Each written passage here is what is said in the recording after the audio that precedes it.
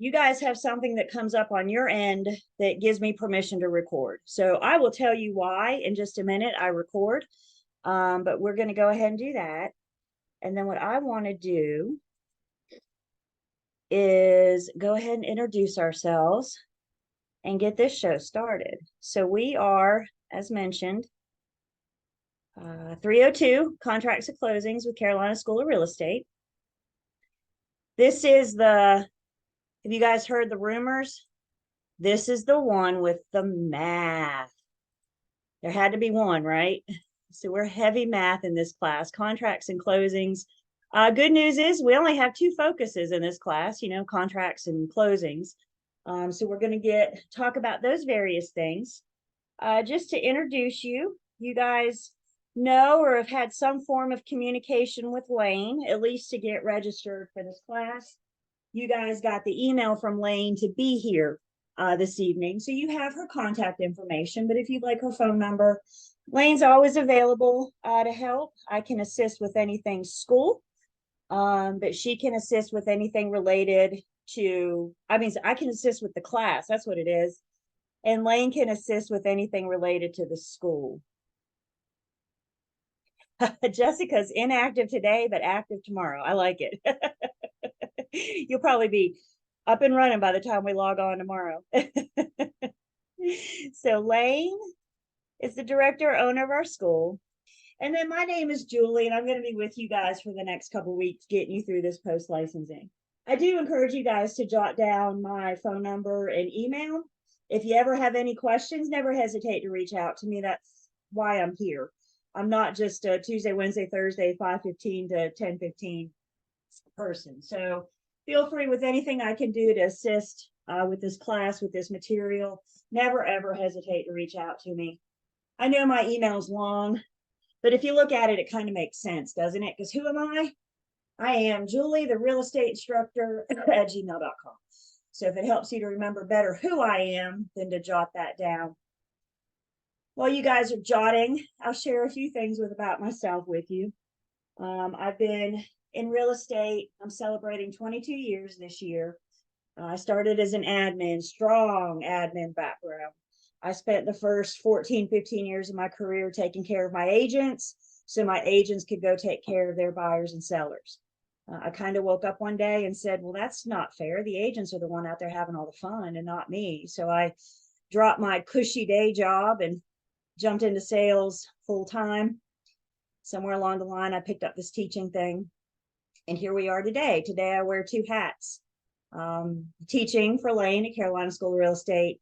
And then I also am with a real estate firm, but I've kind of gone back to my roots. So I'm back to some administrative work, taking care of my agents, so my agents will take care of their clients. You'll learn more about me, and hopefully I'll get to learn about you guys as we go.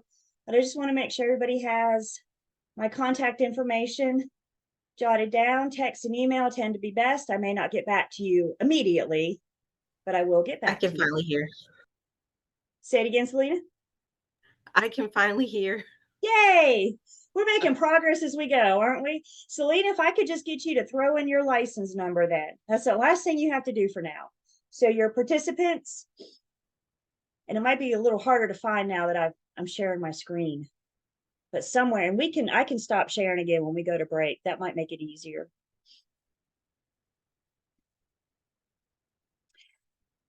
Okay, several of you have taken post-licensing. This is your second or your third. Who can remind me, or who knows the maximum amount of time you're allowed to miss in a post-licensing class? See some hands coming up. I would agree. Yeah. In post-licensing, we can only miss, that's right, 3 hours. The Real Estate Commission says we need to be here 90% of the time. This is a 30-hour course. So 10% shakes out to 3 hours. And guys, this is important. That's 3 hours regardless of the reason. The reason why you can't be here isn't relevant. We always want you to be here. But the truth is, if you can't be here, you've missed that time for whatever reason. The commission feels if you've missed more than 3 hours, you've missed too much. So just be aware of that. How many of you are coming straight from work walking in the door and logging on to this class.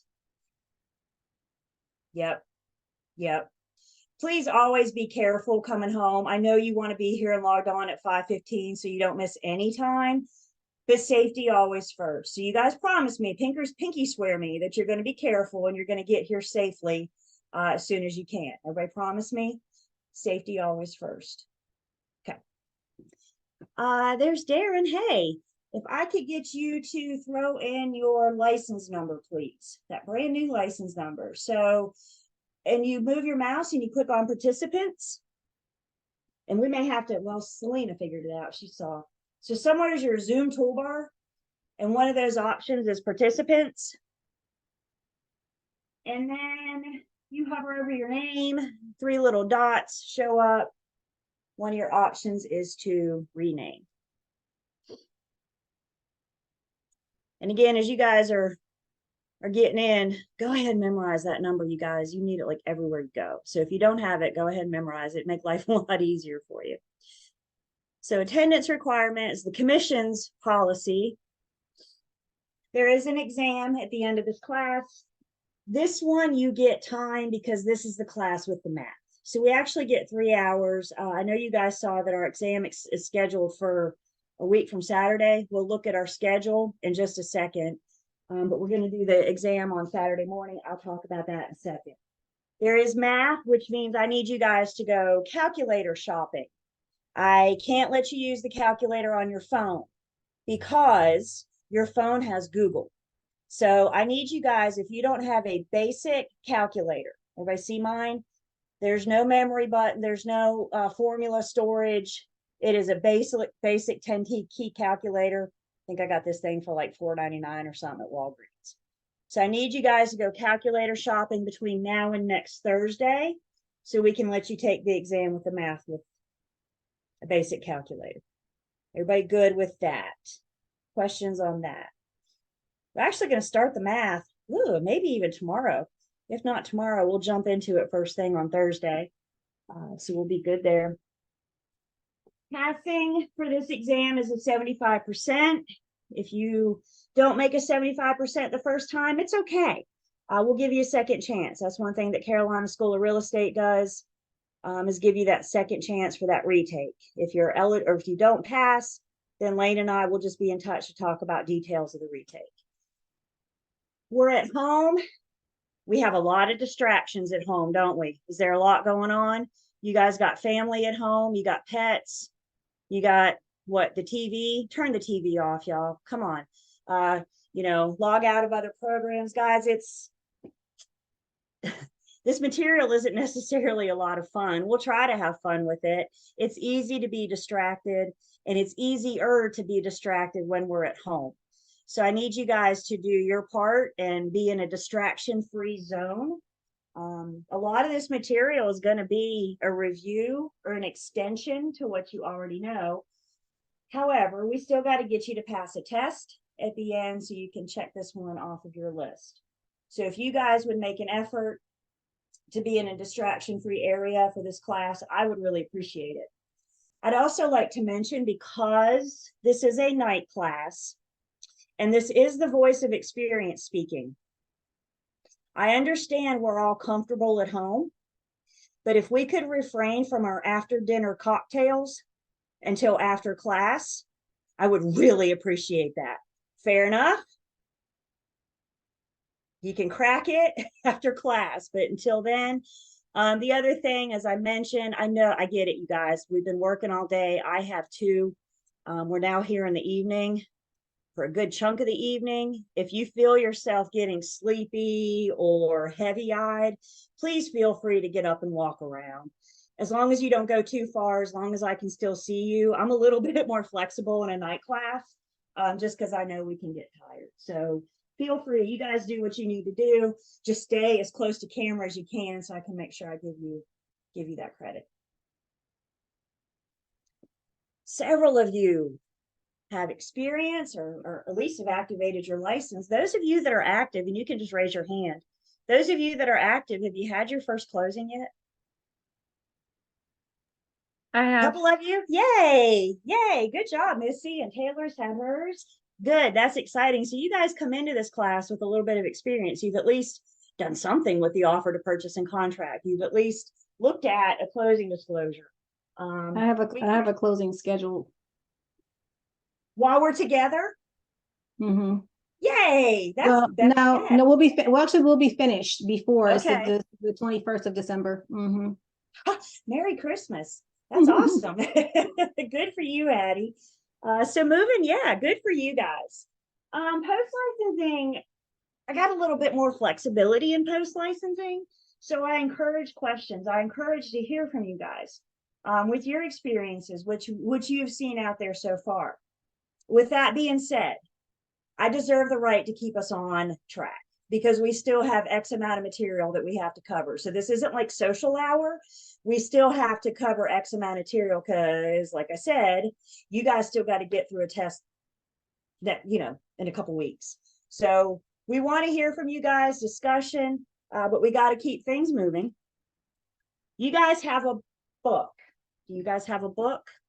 Can I see your book? Keep it, I know, keep it up for just 1 second. I'm gonna go grab my book real quick. Yep, go grab your book. So I'm going to, let's see, books coming up. Richard, you may want to put down, that thing gets heavy. Just a second, okay? All right, so books up. I am taking a screenshot. Everybody smile, say cheese. Commission wants me to verify that you guys have the most current books. You can put them down now. So I don't know a better way to verify that than, a picture. If you don't have the hard book, you may also get a digital book. Let's see, Tina has hers. Let me say cheese, Tina, cheese. And then we're waiting on, let's see, somebody else was going to get theirs and I don't remember who. So she's pulling hers out the, out the envelope. You literally just got it. Hadn't even cracked the spine yet. So we're all good. Thank you, Addie. Did I get everybody? I think I got most of the first round. But again, now we're in compliance. I just want to let you guys know, it does look like we all have the hard book. To let you guys know, there's a digital version as well. This is why I think this is important. Because they update the manual every couple years, 2 to 3.5 years, somewhere in there. And when you're out in the field day to day doing business, you may come across a situation where you're asking yourselves, what would the commission say about this? What would the commission tell me to do? And the answer to that lies within this book. So once you're out of post licensing, when this thing updates the next time, you may want to consider a digital version. So 1, you don't have to lug around the actual hard book. 2, it's cheaper. I know this book is included in your registration, but when you're getting on your own, it's only like $25 for a 2-year subscription for the digital. The other thing I like about the digital so much is they can keep that up to date. So if a rule changes in the middle of that 2 years, they can update the digital. Y'all know print media. As soon as this thing comes off the presses, something is out of date. And the one thing with the digital is you always have the current. I will, before we're done, we'll spend a little time learning about some things that may be of interest to us in the Real Estate Commission's website. So I'll show you too where you can get that digital version. So you'll have it going forward. But we're all good with our hard books. So I have any questions? I found it. So far? And Missy's back. Thank you, Missy. You are good. Thank you.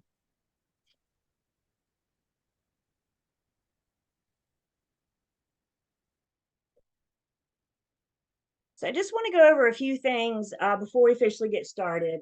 One thing is this email that you guys got from Lane.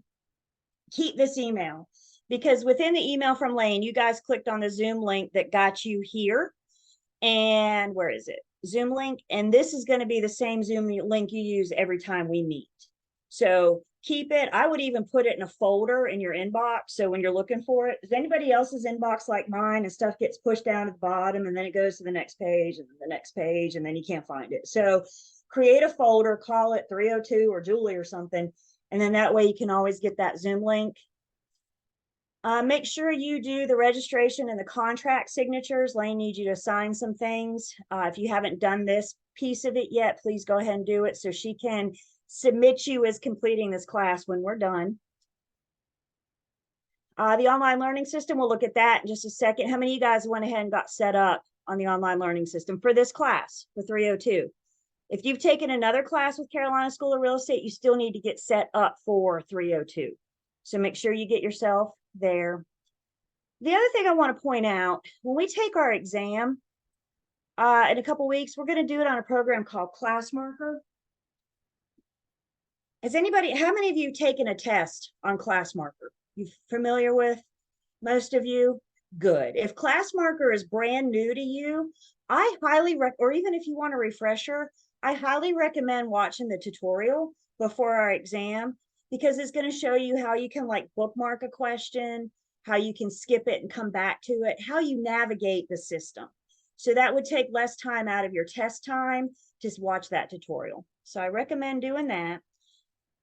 And then the other thing I pointed out, y'all want some good news? Who wants some good news today? Our schedule, I know, like me, our schedule says 5:15 to 10:15 on these dates, with our exam being on the 9th. We're really going to go like 5:15 to like 10. So we're going to get out a couple 15, 20 minutes early. 10's better than 10:15, yes? Yes, especially Thursday night. That's when I really think we're going to start feeling this. So that's just dates time. We're still going to start at 5:15. Like I said, I am a start on time kind of gal. I know you guys are just coming from work. I cannot let you on the call, and it should be in here. I cannot let you on the call while you are driving your car. So if you're on your way home from work, then you just need to log on when you get here and get to us as soon as you can, as safely as you can. But I cannot have you in a moving vehicle while we're on this call together. It's not safe for you. It's not safe for those around you.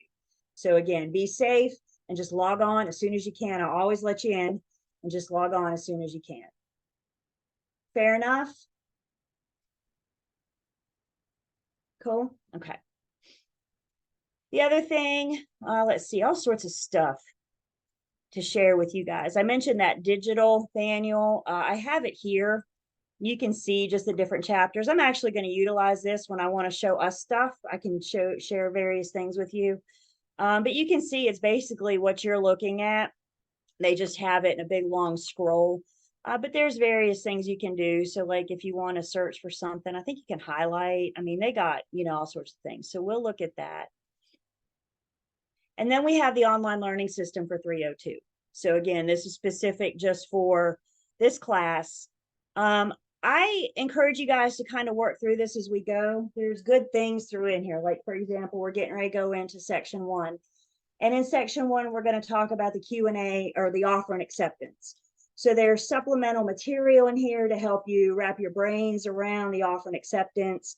There may be practice quizzes scattered around. So it's a good tool. It's a good program to help you get this stuff and help not only just pass the class, but also have an understanding of how contracts and closings work to best serve your clients. The other thing we have, I've created a Julie folder. This is just for us. And I've went ahead and loaded all of my PowerPoints.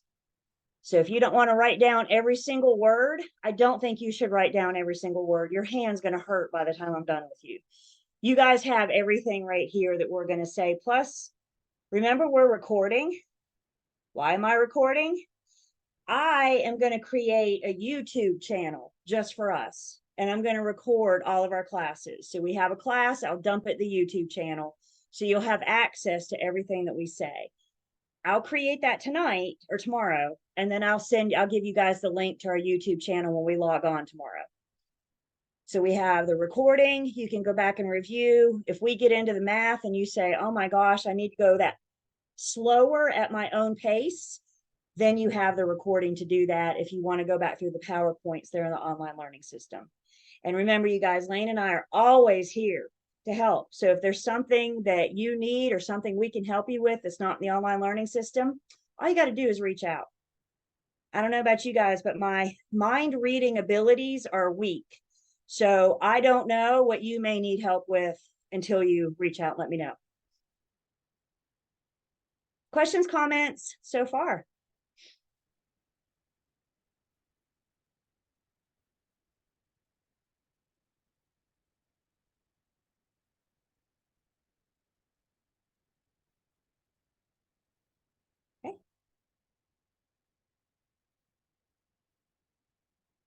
So the question, why are we here? Why post licensing? I know, other than the fact that the Real Estate Commission says we have to, the other reason why we're here is to help increase your knowledge, help increase your competency when you're out working with the public. Some of you are active, some of you aren't active yet. Some of you will be active tomorrow. How many of you are in or plan on being in sales, working with buyers and sellers? May that be residential or commercial? Most of you? Anybody going into property management or in property management? Addie's in, Kimberly's not sure, Andrew's going in. Okay, this class is not property management. So if that's where you're heading, this is going to be a little out of your realm, because what we're talking about specifically is working with buyers and sellers and getting them through that contract to closing process. So helping you understand those skills so you can best serve the public. This class only covers 3 chapters from your manual. So we're going to do, and I would write this down, chapter 10, chapter 11, and chapter 14. 10, 11, and 14. Guys, we'll be through 10 couple hours, which means the bulk of this class is 11 and 14. So again, your references. Chapter 10 should be a really good review from pre-licensing, just some basic contract law concepts. Make sure we're good with the terms. So in chapter 10, we're going to define some basic contract terms. We're going to discuss the essential elements of a contract. We're going to discuss that contract law. So I think it's only fitting, it makes sense if we have to talk about basic contract terms and words that revolve around a contract. To me, the thing that makes the most sense is first define what the heck a contract is. You'll notice on my PowerPoints, I have a number down here in the bottom right. That's the page number of the manual. So again, if you want to follow along with your highlighter, I'm trying to get you guys not to write down every single word. I think you would be hurting by the time we're done. So if you want to follow along in the manual, if you do need to write down every word, of course, you guys do what you need to do. So if we just start with defining a contract, it is a deliberate agreement between 2 or more competent parties supported by legal consideration to perform or abstain from performing some act. I think it's important that we go into this understanding that a contract, it's a legally binding document. When we enter into a contract with our buyers and sellers, we call that an agency agreement. We have legally bound each other to that agency agreement. Specific to this class, when buyers and sellers enter into a sales contract, they're legally bound to each other. And this is where our role becomes very important, because who is the one that's completing these legally binding contracts for the buyers and the sellers?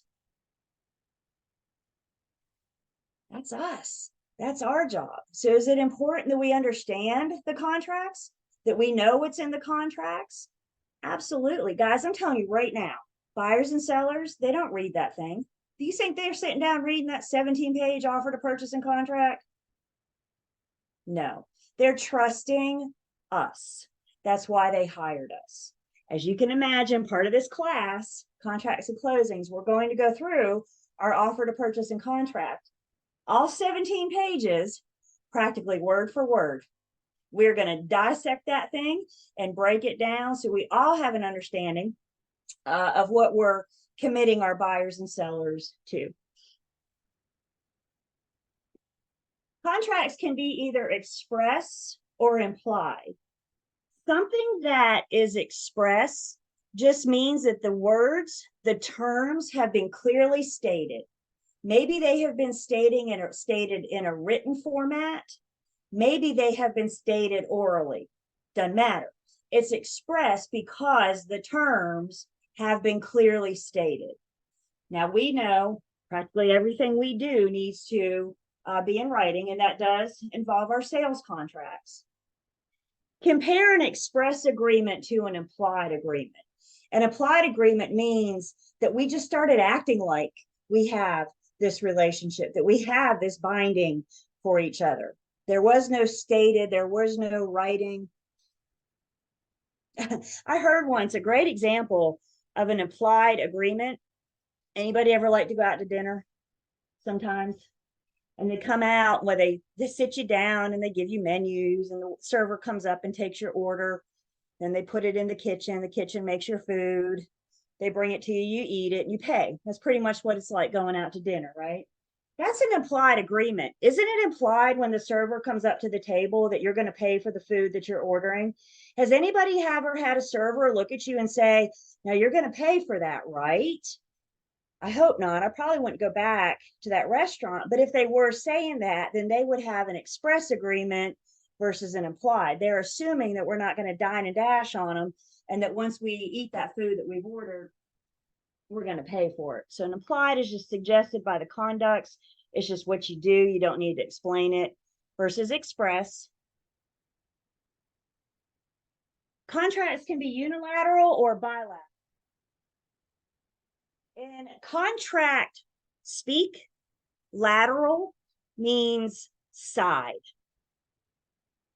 So a unilateral contract means only one side has to perform. A bilateral contract then means two sides have to perform. Most of what we do, including our sales contract, is a bilateral contract. Buyer and seller have duties and obligations to each other. We do have an example of a unilateral contract that we'll talk about in this class later. It's called an option to purchase. So we will revisit that word unilateral when we get there.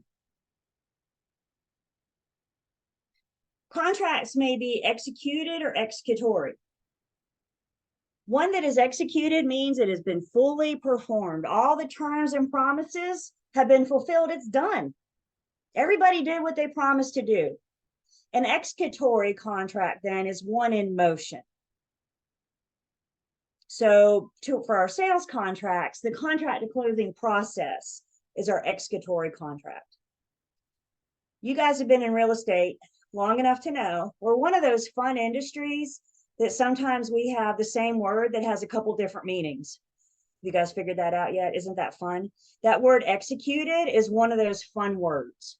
So the term executed may mean that the contract is fully performed. It may also mean that the document has been signed. So we need to use our context clues.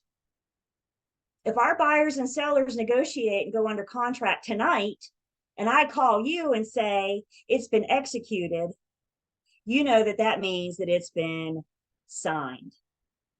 When we get to closing in 4 to 6 weeks, it's been executed and that it's been fully performed. It's a done deal. Sometimes I go off book to make sure I cover everything. And this is one of these off book moments. I want to make sure we're clear on a couple words, words that we'll see in this class. We want to make sure we understand them. Let's talk about an addenda versus an amendment. When you guys see the word addenda, I want you to see the word add. An addenda adds to and becomes part of the offer, and upon acceptance becomes part of the contract. An amendment changes an already existing agreement. So if we amend the contract, we've already agreed on the sales price, for example. We amend it, we go back in, we renegotiate that sales price. We have changed what we previously agreed to. So we're going to look at various addenda, commonly used addenda. We're going to talk a little bit about amendments, but again, just getting that basic understanding of the difference of the words, seeing the difference of those words there. What questions do I have so far?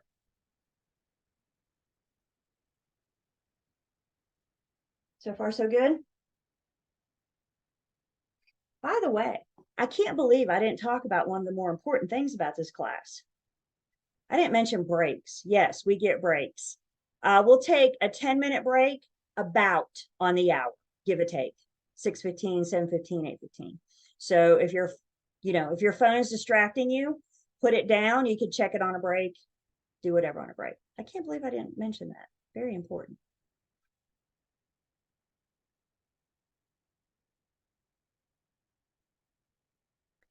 Some other contract words we may talk about, or you guys may hear mentioned about the validity of a contract. The validity of a contract is determined by the judge. The judge is the one that gets to decide if a contract's valid or not. If the judge determines that it's valid, it's because it has met all of the essential elements that a contract requires. Now, we'll look at those essential elements in just 1 second. But the judge could determine that it's valid because it meets all those essential elements, which means it's fully binding and enforceable in a court of law. So if you enter into a contract with someone, and then one of you want to get out of it, and you take it to the judge, and the judge is going to look over the contract first and determine the validity. And if the judge determines that the contract is valid, the judge is going to say, this contract is enforceable in a court of law, meaning if you don't do what you promised, you're in breach and you will suffer the consequences of breach. So a valid contract will stand up in a court of law, fully enforceable in a court of law. Valid contracts could become voidable.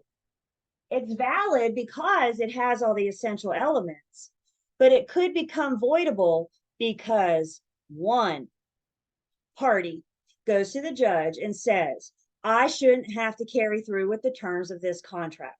Understand, there's nothing wrong with the contract itself. The contract is fine. It becomes voidable because one person goes to the judge and says, for whatever reason, I shouldn't have to carry out the terms of the contract. The judge will review it. The judge is the one that gets to determine if it's voidable.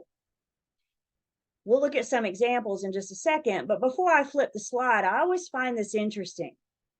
It could still be completed voluntarily. So if nobody goes to the judge doesn't make it voidable, we still have a valid contract.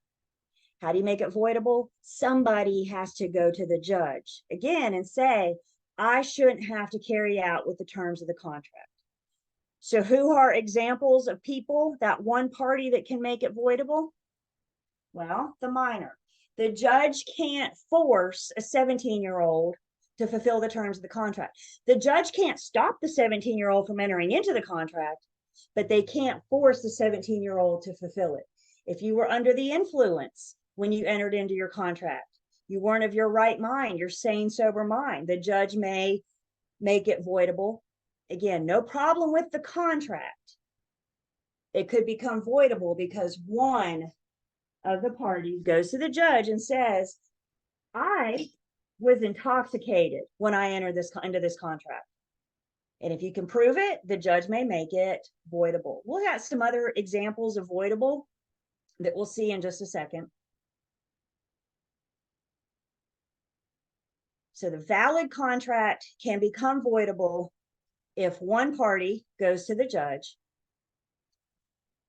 If there's an issue with the contract, if there's a problem with the contract itself, and we take it to the judge may determine that it's void. We're missing an element. It's unenforceable. It cannot stand up in a court of law. So what I'm telling you guys is contracts can either be valid or void. Is it up to us to determine that? Do I get to read a contract and interpret it and say, oh yeah, clearly this contract's void? You don't get to have to carry through with the terms of that. Yeah, no. We got to stay in our lane, you guys. Let the judge do their job and I'll do mine. Again, you guys, it can still be completed voluntarily because if nobody goes to the judge, then nobody knows we have a problem. So as long as we don't say anything, we could still carry it out. Isn't this why we want good representation? Why we want good agents, good brokers, good contacts? This is some scary stuff. I mean, think about what we're helping buyers and sellers with. We've seen some of these price tags on these houses, right? This is not, some kind of, it's not like we're out helping somebody buy a sweater or stick of gum. I mean, this is, a big deal. And there are no returns. It's not like Amazon Prime where you get 90 days to send it back. I mean, once that deed conveys, this is a done deal. Some examples of a void. Let's see, is Richard giving me the thumbs down already? What you got? I think he's frozen. Do you guys see that? Can you see him? He's got a thumbs down, but he's frozen up. Richard, come back to us if you can. Why am I frozen? Well, at least you can still hear us. Do you know you're giving me the thumbs down? I guess it could be worse. You could be giving me another finger. You may want to, there you go. You're back. Okay. With 2 thumbs up, you've redeemed yourself. Okay, good. Yeah, technology is great, you guys. By the way, I have noticed sometimes at night we have more lags just because kids are home and everybody's on devices and da-da-da-da-da. So if things aren't working right, I'm a big fan of a good old-fashioned restart. Log out, restart, log back in. Again, I'll let you come back in. So welcome back, Richard. Thank you. Some examples of a void contract. We cannot have a legally binding contract for an illegal purpose. That kind of makes sense, right? So if the contract is for an illegal act, the judge may make it void. Any discriminatory practices against our protected classes, forgery, or if the party's been declared mentally incompetent by a court of law. We're going to talk a little bit more about that in just a second as well. Again, we're going to revisit voidable, and we'll compare this mentally incompetent by a court of law. So valid contract versus a void contract. The valid contract can become voidable by how many parties? Everybody can show me. How many parties? Just one and only one. So, let's say, I don't know, let's say you enter into a contract with a 17-and-a-half-year-old. Understand the one that makes it voidable is the minor. What about the adult in that situation? I've had questions asked, and quite frankly, a judge is going to look at the adult and say, why in the world did you enter into a contract with a minor to begin with? You should have known better. Why did you enter into a contract with somebody that was intoxicated? They're going to put some pressure on the person, specifically with the minor.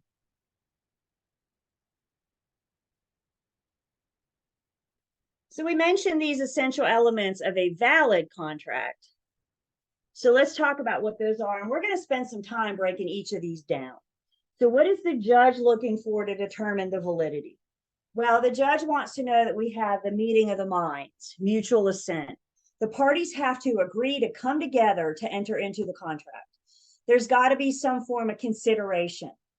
Have you guys ever heard the expression, there's no such thing as free lunch? There's got to be some form of consideration. Is that lunch free? Probably not.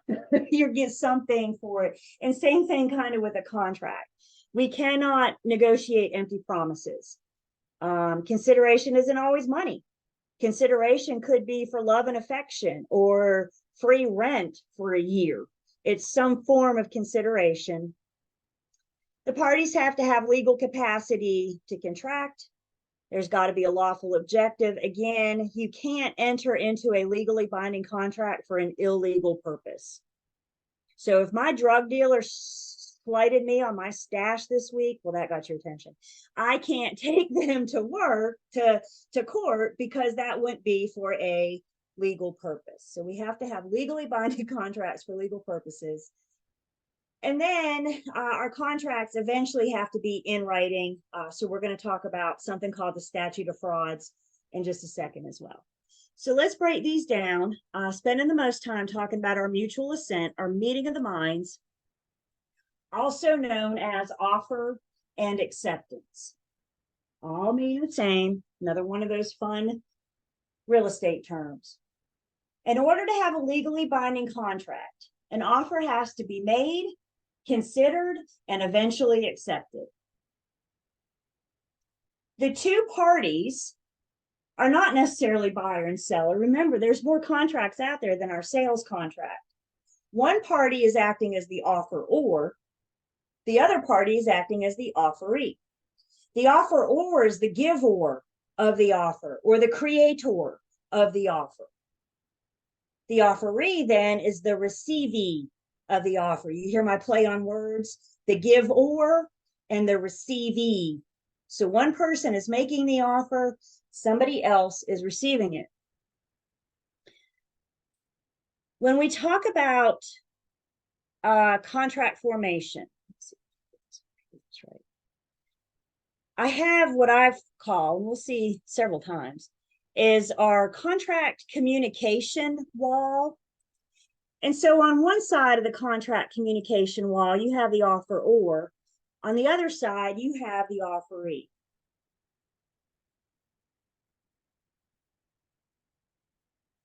When an offer is made, when the offeror gives the offeree the offeree always has three choices. What are some of the three choices? What are their options?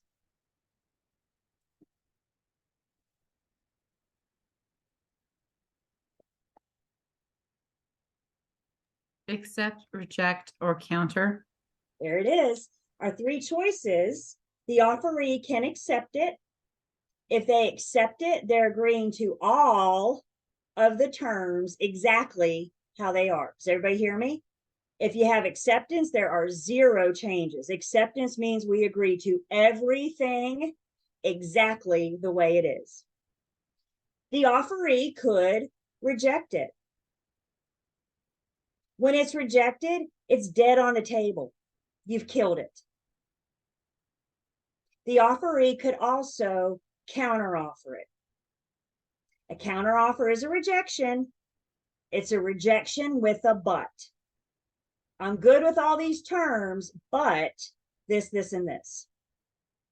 And in the case of a counteroffer, our roles reverse. The offeree becomes the offeror, making a brand new offer to the former offeror. The roles reverse in a counteroffer. You've rejected my offer, and now you're making me a brand new offer. And as the new offeree, what are my three choices? You want to rattle these off together? You can accept it, reject it, or counter it. That's what you guys got? Okay, let's try that again. What are the offeree's three choices? They can accept it, reject it, or counter it. If they counter it, the roles reverse. Three choices. Every time you have a counter, those roles reverse until we get to final acceptance or final rejection. So the offer's made, it's considered, and it's eventually accepted. Now we're going to get more into this conversation as we go, because we got to talk about this magic moment in time and when it becomes an offer, when it goes from being an offer to a contract.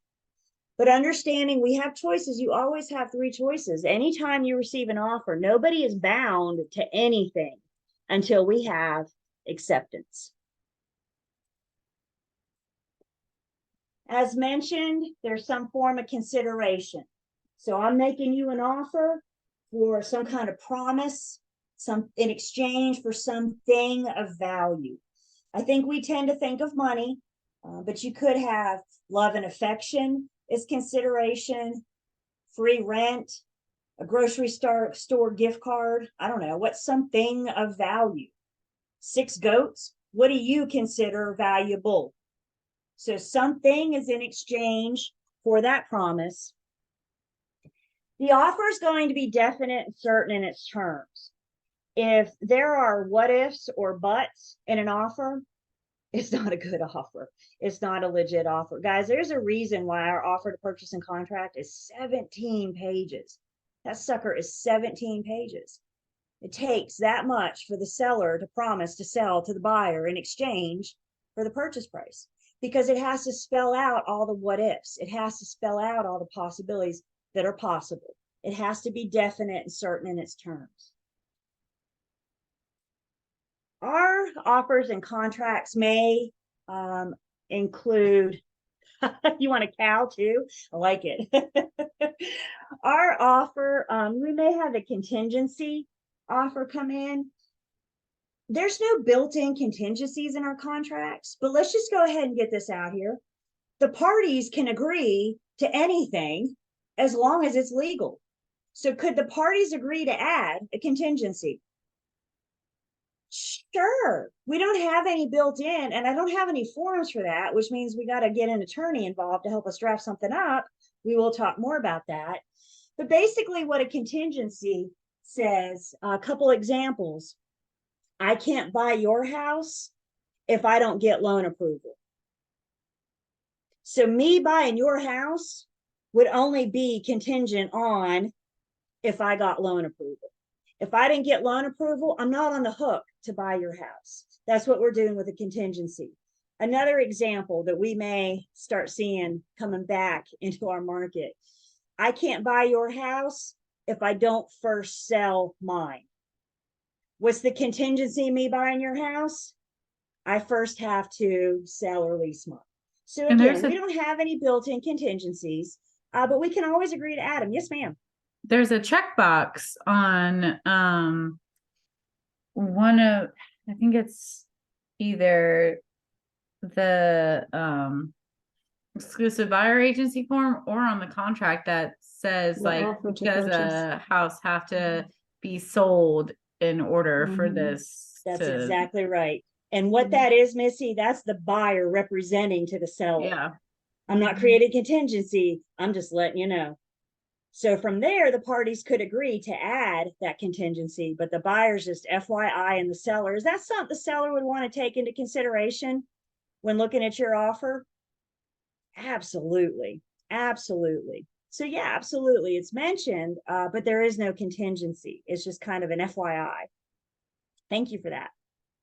We used to have a contingency form. They used to have an addenda, but they retired it long time. I don't know, 5 years ago, 8 years ago, something like that. I don't know why, but the form no longer exists. So again, if we want to add a contingency, we got to get somebody's attorney to draft something up for us. The other thing to mention here, I think it's important that we know that what's in our listing agreement and what we see in MLS or Zillow or wherever it is we're looking at properties, those aren't offers. They're just advertisements. We're going to talk about, like, for example, we know the refrigerator is personal property. Is the seller obligated to leave the fridge? Not unless it makes it into the contract.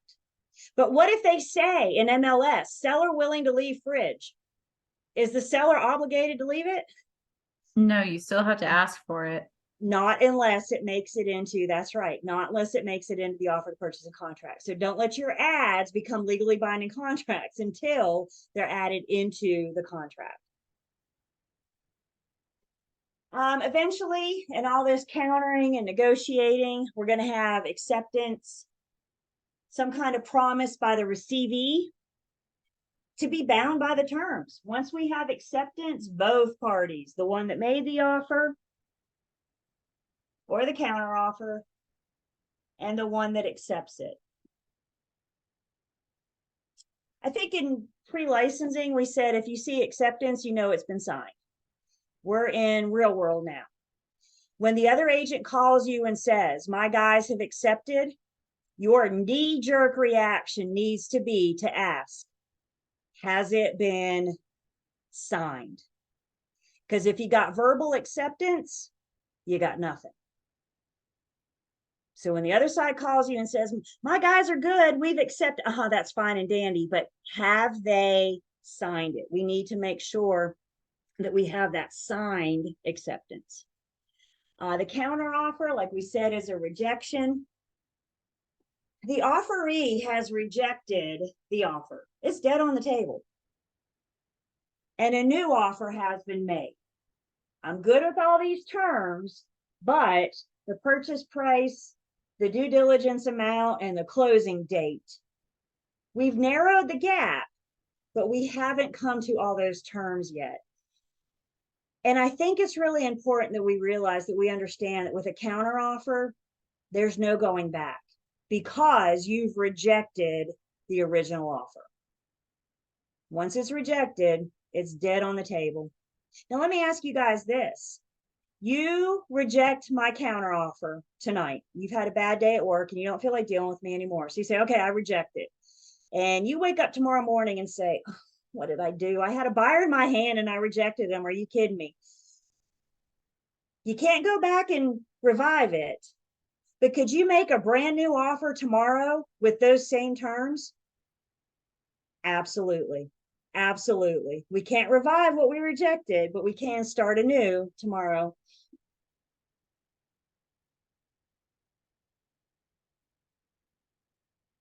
So with that, I'm going to go back to my line for just a second.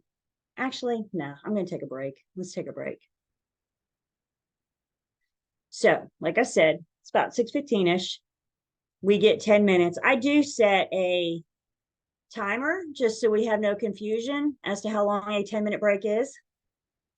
If you find yourself getting distracted, you may want to consider setting the timer on your phone, because in 10 minutes we come back. You're welcome to turn your camera off for break. We really don't want to see where you go for break anyway. So you're welcome to turn your camera off. Just remember to turn it back on. I'll see you guys back here in 10.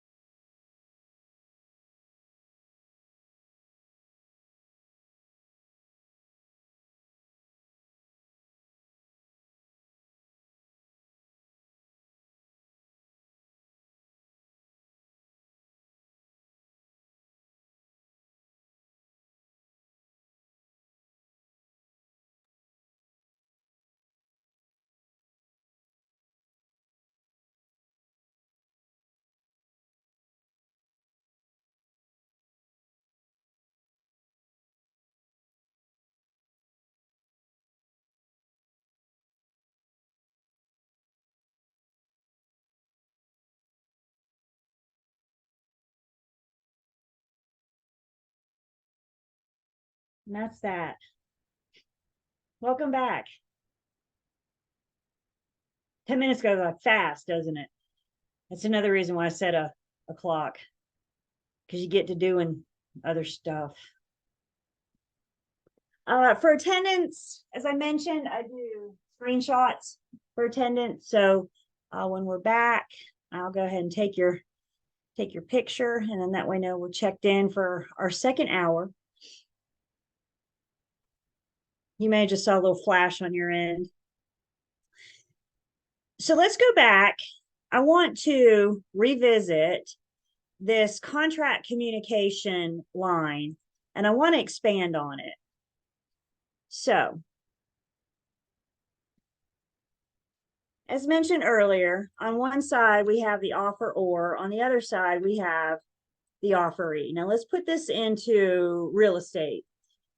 Most of the time, not all the time, but most of the time, the buyer is making the offer to the seller.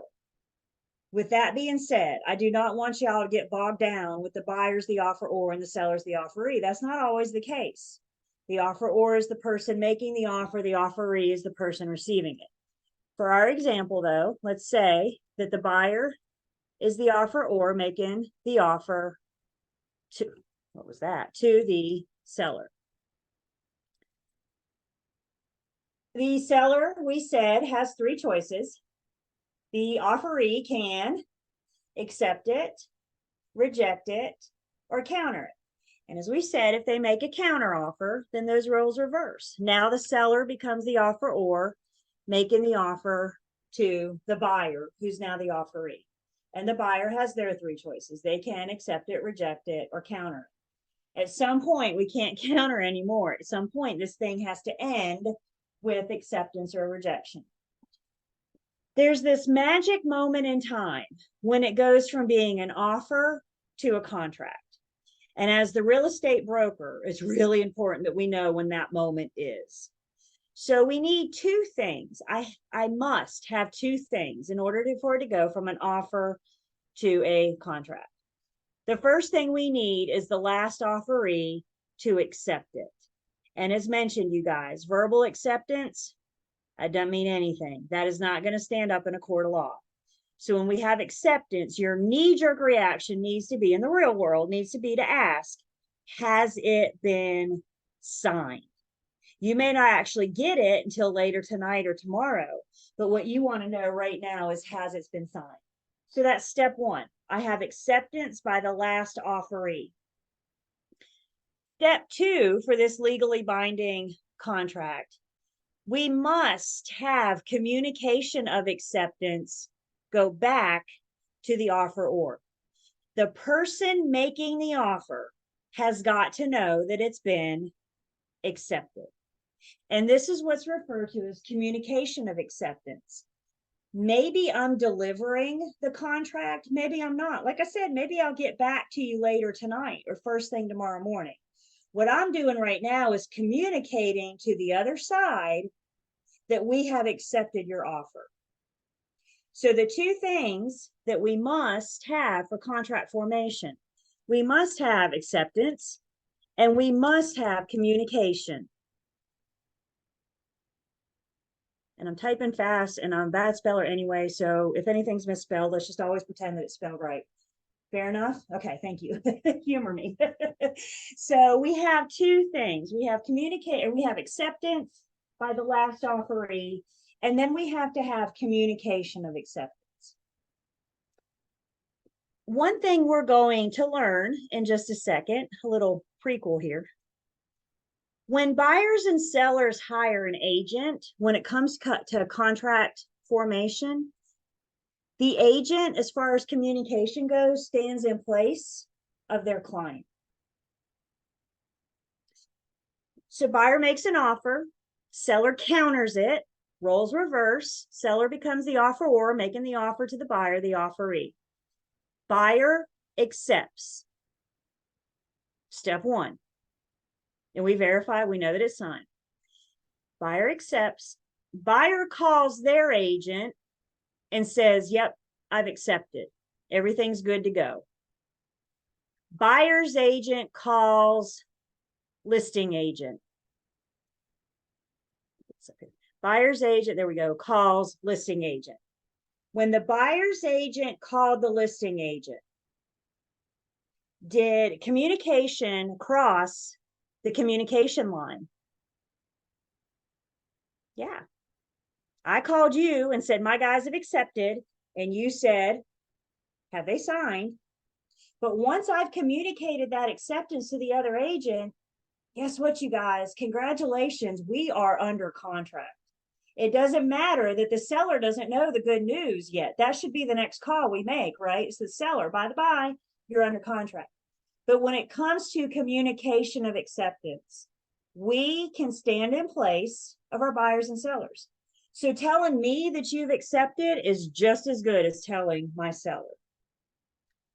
As we talk more and more about this, and we're going to talk about some various scenarios, and as you guys are practicing and think these things through, and for your exam next week, I do recommend that you draw the line and you walk it out. The offeror makes the offer, the offeree, we counter, because bottom line, I need you guys to see who was the last offeree that needs to accept it and who was the last offeror that needs that communication of acceptance. We've got to see that communication cross the line. So I recommend the line. We're going to talk more about scenarios. I'm just introducing you to the line. Missy, I'm not sure if you're here. If you are, your camera's not on yet. If not, we'll catch you when it is. What questions do I have so far about the line and the two things that we must have in order to have contract formation?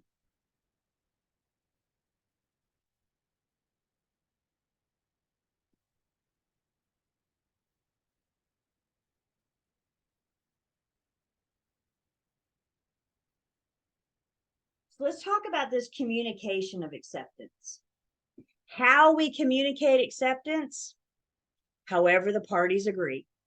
We could do it via email, we could do it via text, phone number, carrier pigeon, doesn't matter. Whatever the parties agree is an acceptable form of communication. So with this acceptance, a communication of acceptance, several different forms of communication that are allowed. We may have oral communication. You may pick up the phone and call and say, my guys have accepted. Again, this isn't delivery of the contract. This is acceptance, communicating acceptance. So my guys have accepted. I will email you the signed contract as soon as I get home or as soon as I'm done with class tonight. We could go old school and snail mail it. Guys, not everybody has an email address. The USPS is still out there. UPS, FedEx, all that. So we may very well get to deal with snail mail one day. Personal delivery, you could actually take it to the offeror and hand it to them. Or we have some electronic means, email, fax, text. When we talk about snail mail, there's something out there called the mailbox rule. This is one of the oldest rules we have in our country. This dates back to the days of the Pony Express out in the West, out Old West. And what the mailbox rule says is that communication of acceptance has happened when the properly addressed envelope hits the federally related mailbox. It doesn't matter that the receiver won't get it for 2 or 3 days or weeks or whatever. What matters is once it hits that mailbox, communication of acceptance has happened. And it might be that you want to follow up. You might want to say, hey, I just dropped it in the mail. When we are kind of drawing our line, so offeror on one side, offeree on the other, offeree accepts, and then communication of acceptance. It might look something like the signed contract was mailed, and then I left you a voicemail message letting you know that it was mailed. Guys, we only need one form of communication. We only need one form of communication to cross that line in order to have acceptance. So if you say you dropped it in the mail and then you left me a voicemail. We were under contract when that thing hit the mailbox. The voicemail is a follow-up. If I send you a text and then email you, the email is just a follow-up. So I think it's important that we see the first time that communication crossed the line. However that is the one that put us under contract. May that be the mailbox rule, email, text, or probably more what we're using today. The other thing that is important to understand about the mailbox rule is this rule only applies when we're communicating acceptance of an offer.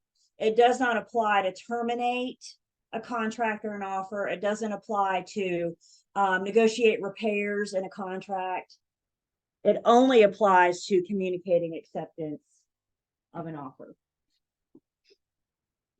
As we said, it's got to be put in the federally related mailbox. This is either the blue box that you see here or actually taking it to the post office. Putting it in the mailbox on your front porch or in your front yard is not a federally related mailbox. So we got to actually take it. So the mailbox rule. And then communication to the agent. So communicating an offer or acceptance to our principal is the same as communicating directly to me. So again, once you call me and say, my guys have accepted, I need to make sure that it's been signed. Once we know it's been signed, congratulations, we are under contract. And the next thing I need to do is call my client and tell them the good news. And this phone call is not a, are you sure you still want this? This phone call is a, congratulations, we are under contract. What thoughts do we have on that communication wall forming, that magic moment in time that goes from an offer to a contract?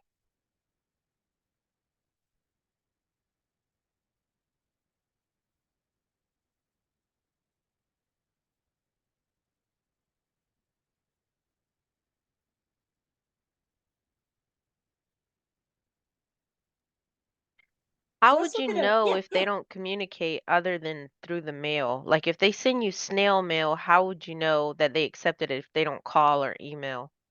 exactly. And that's where I think the follow-up on that, Selena, is huge. But again, let's go back in time for a minute. You know, before the days, back in the day of the Pony Express, mail was about all we had, wasn't it? There was no, you know, I couldn't text you and say, hey, Selena, I just put this in the mail. You know, I couldn't even call you if we go back that far. So it's an outdated rule, absolutely. But as far as communication of acceptance, I think a good in practice, if you are going to go that route, to your point, would be to call the other agent and say, and by the way, if we're communicating this way, I mean, obviously your client isn't nearby enough that you can go get a wet signature, right? And we probably know this going into this, that your guys are on the other side of the country and will only do snail mail.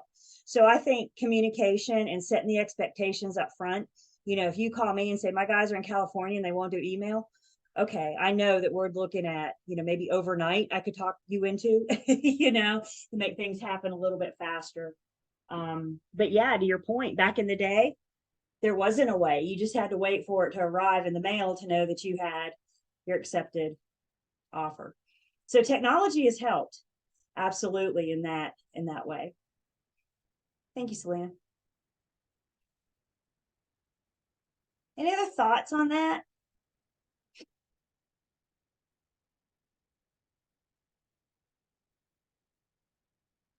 Guys, as agents, communicating is like so important. I don't know about you guys, but let's say I'm working with the buyer. Yeah, I'm going to work with the buyer. I'm the buyer's agent. Seller sends me a counter. I call my buyer, say they've countered. The buyer says, oh, that sounds good. That sounds good. I'll accept it. I say, great. I'm sending you the paperwork for you to e-sign. Buyer calls me and says, I've signed. And I say, great. I'm out and about right now, but as soon as I get back to the office, I'll call the listing agent and let them know. You know what could happen between now and the time that I get back to the office? What could happen? Somebody They could else accept could an go under offer. contract. Another offer could come swooping in. And guess what? because I never communicated that acceptance, my sellers or these sellers have nothing. Are they free to accept that other offer?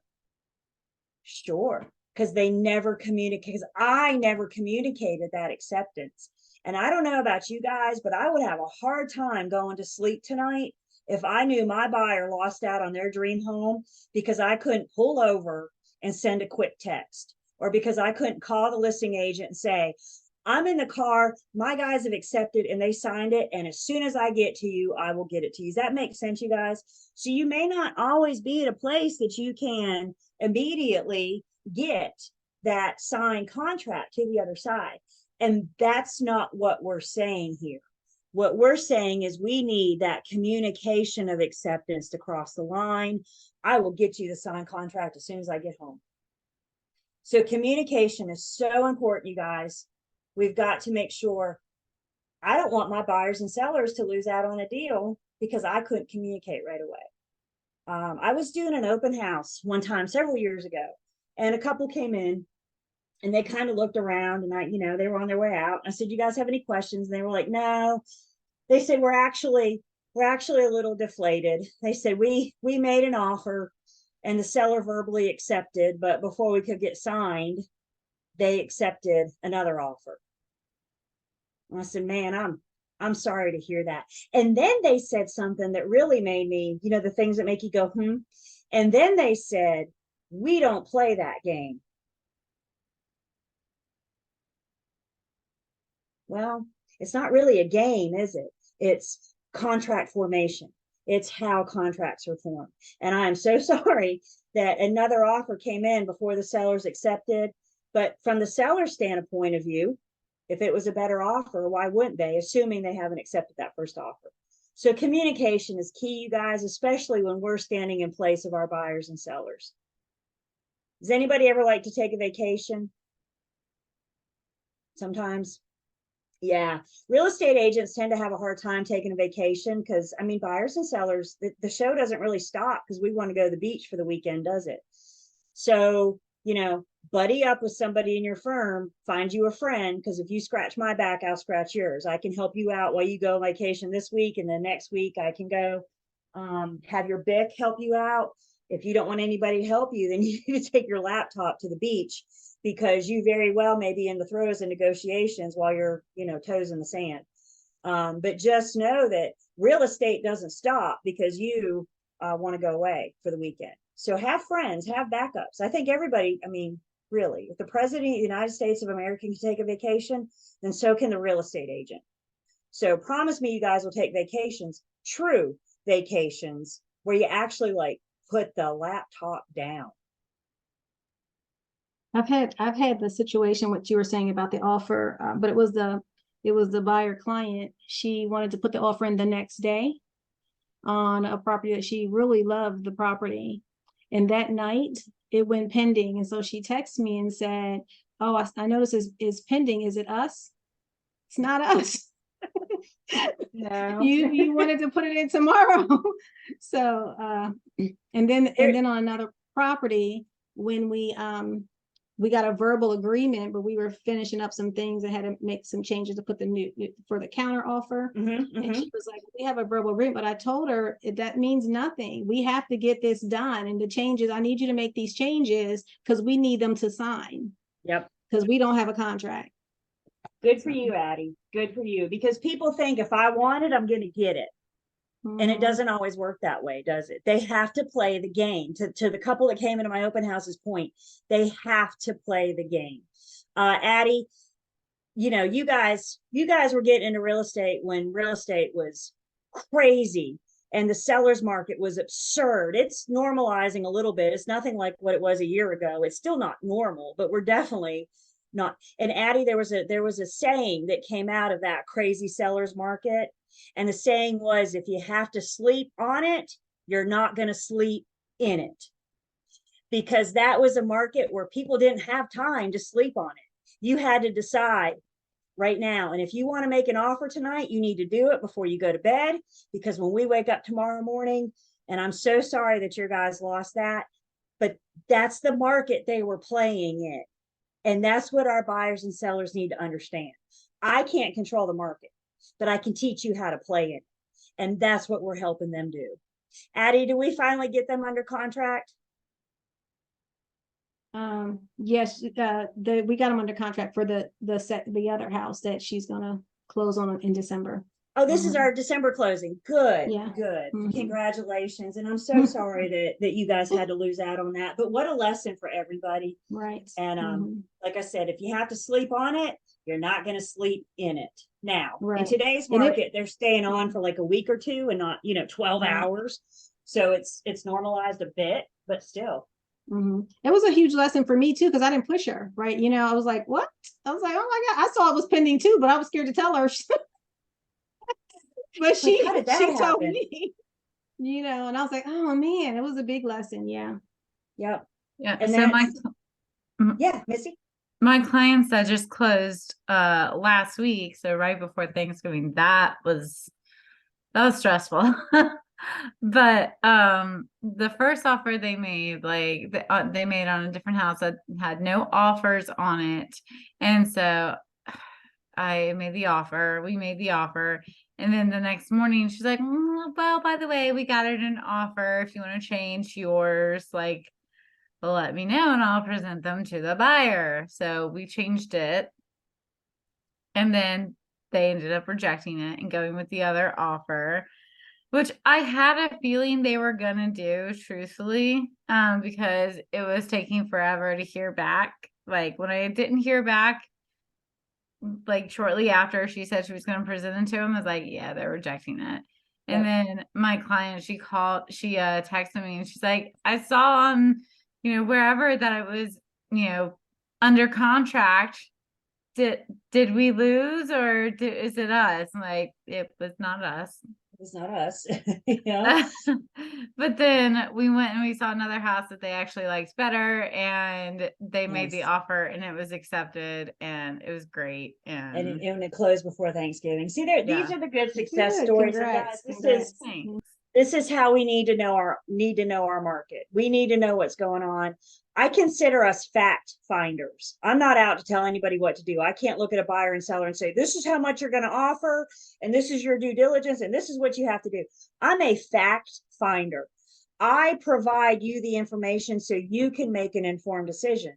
And if we're in a crazy market where due diligence is 5 digits, it's my job to inform you of what you're up against. If we're in a market that homes aren't staying active for longer than 12 hours, I mean, literally, buyers were just sitting there hitting refresh, waiting on things to come on the market.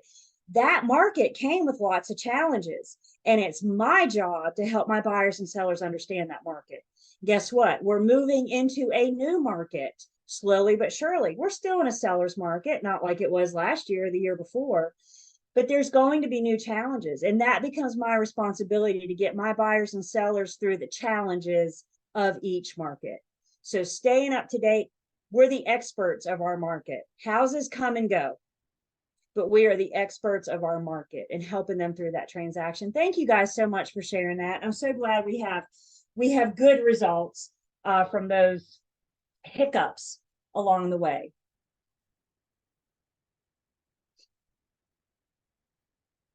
Let's look at a scenario together. Let's talk about this importance of communication.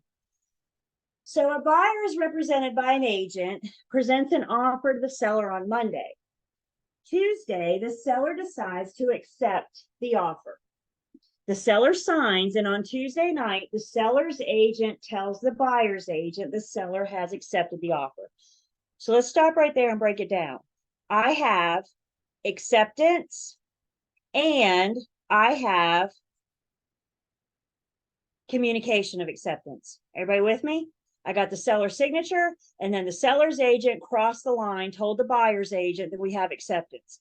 From what we know in this paragraph, are we under contract?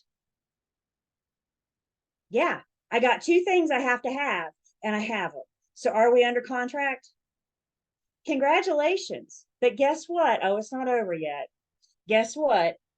It's late. So the buyer's agent decides to wait until Wednesday morning to tell the buyer. But guess what? The buyer sleeps on it. They think they're going to change their mind. Wednesday morning, they call the agent and say, yeah, no, I want to revoke my offer. But guess what? It's too late because we had acceptance and we had communication of acceptance. Understand, you guys, real estate is not a Monday through Friday 9 to 5 job. I'm sorry if you're just hearing that for the first time. It is not. We have to work when our people are available. And a lot of times that's evenings and weekends. That's exactly right. So you may find yourself in the throes of negotiations late one night. Again, you need to communicate with your client. You need to set that expectation. You need to say, I may get a phone call from the seller's agent at 11:30 tonight. And your buyer may look at you and say, under no circumstances are you to call me past 10. Well, okay, they make the rules. They're the boss, right? But they need to understand things can still happen even after you turn your phone off. Because when it comes to communication of acceptance, we stand in place. I can't bind them and I can't speak for them, but I can accept that communication to put them under contract.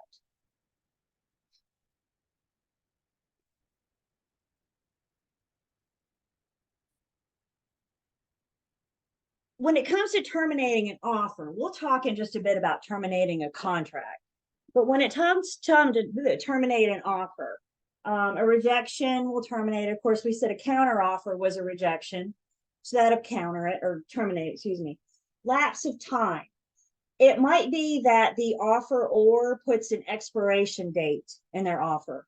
They may say this offer is good until 5 p.m. on November 29th, which means time is of the essence. At November 29th at 5 p.m., this offer is terminated if we don't have a response, if we don't have that acceptance.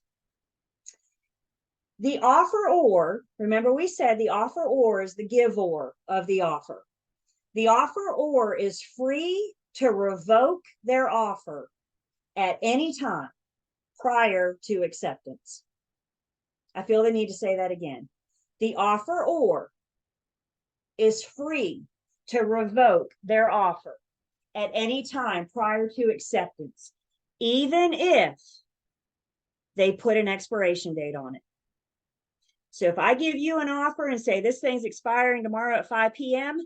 and I wake up tomorrow and change my mind, I can revoke that offer as long as I haven't had acceptance. And then death or insanity of either party will terminate, well, the offeror will terminate the offer. Understand, and we will see this in our contract. Once we're under contract, death is not an out. It's only an out when we're negotiating the offer, and our contract spells that out. So remember I said we're going to do a deep dive in that thing? We'll see it. So various ways that we can terminate an offer. And again, we'll look at terminating a contract in just a second. So we're still in our essential elements, and obviously we spend the most time on mutual assent or a meeting of the minds, offer and acceptance. We're going to revisit that line again because it's important that we understand it. I recommend you guys drawing a line for your exam because they're going to give you a scenario and it's going to look like it's about this long. And bottom line, I need you to know who's the last offeree to accept it and who's the last offeror that needs that communication of acceptance. And I'm a big fan of drawing the line so we can see that thing walk back and forth. You guys, of course, can have scratch paper for your exams. I will talk about that, but I recommend you use the scratch paper, not just for the math, but for any kind of visual aid that you need. Is anybody else a visual learner? Goodness, I am. Draw a picture if you need to. If that's what helps you, draw it out on your scratch paper. Questions or comments about our mutual assent, our meeting of the minds?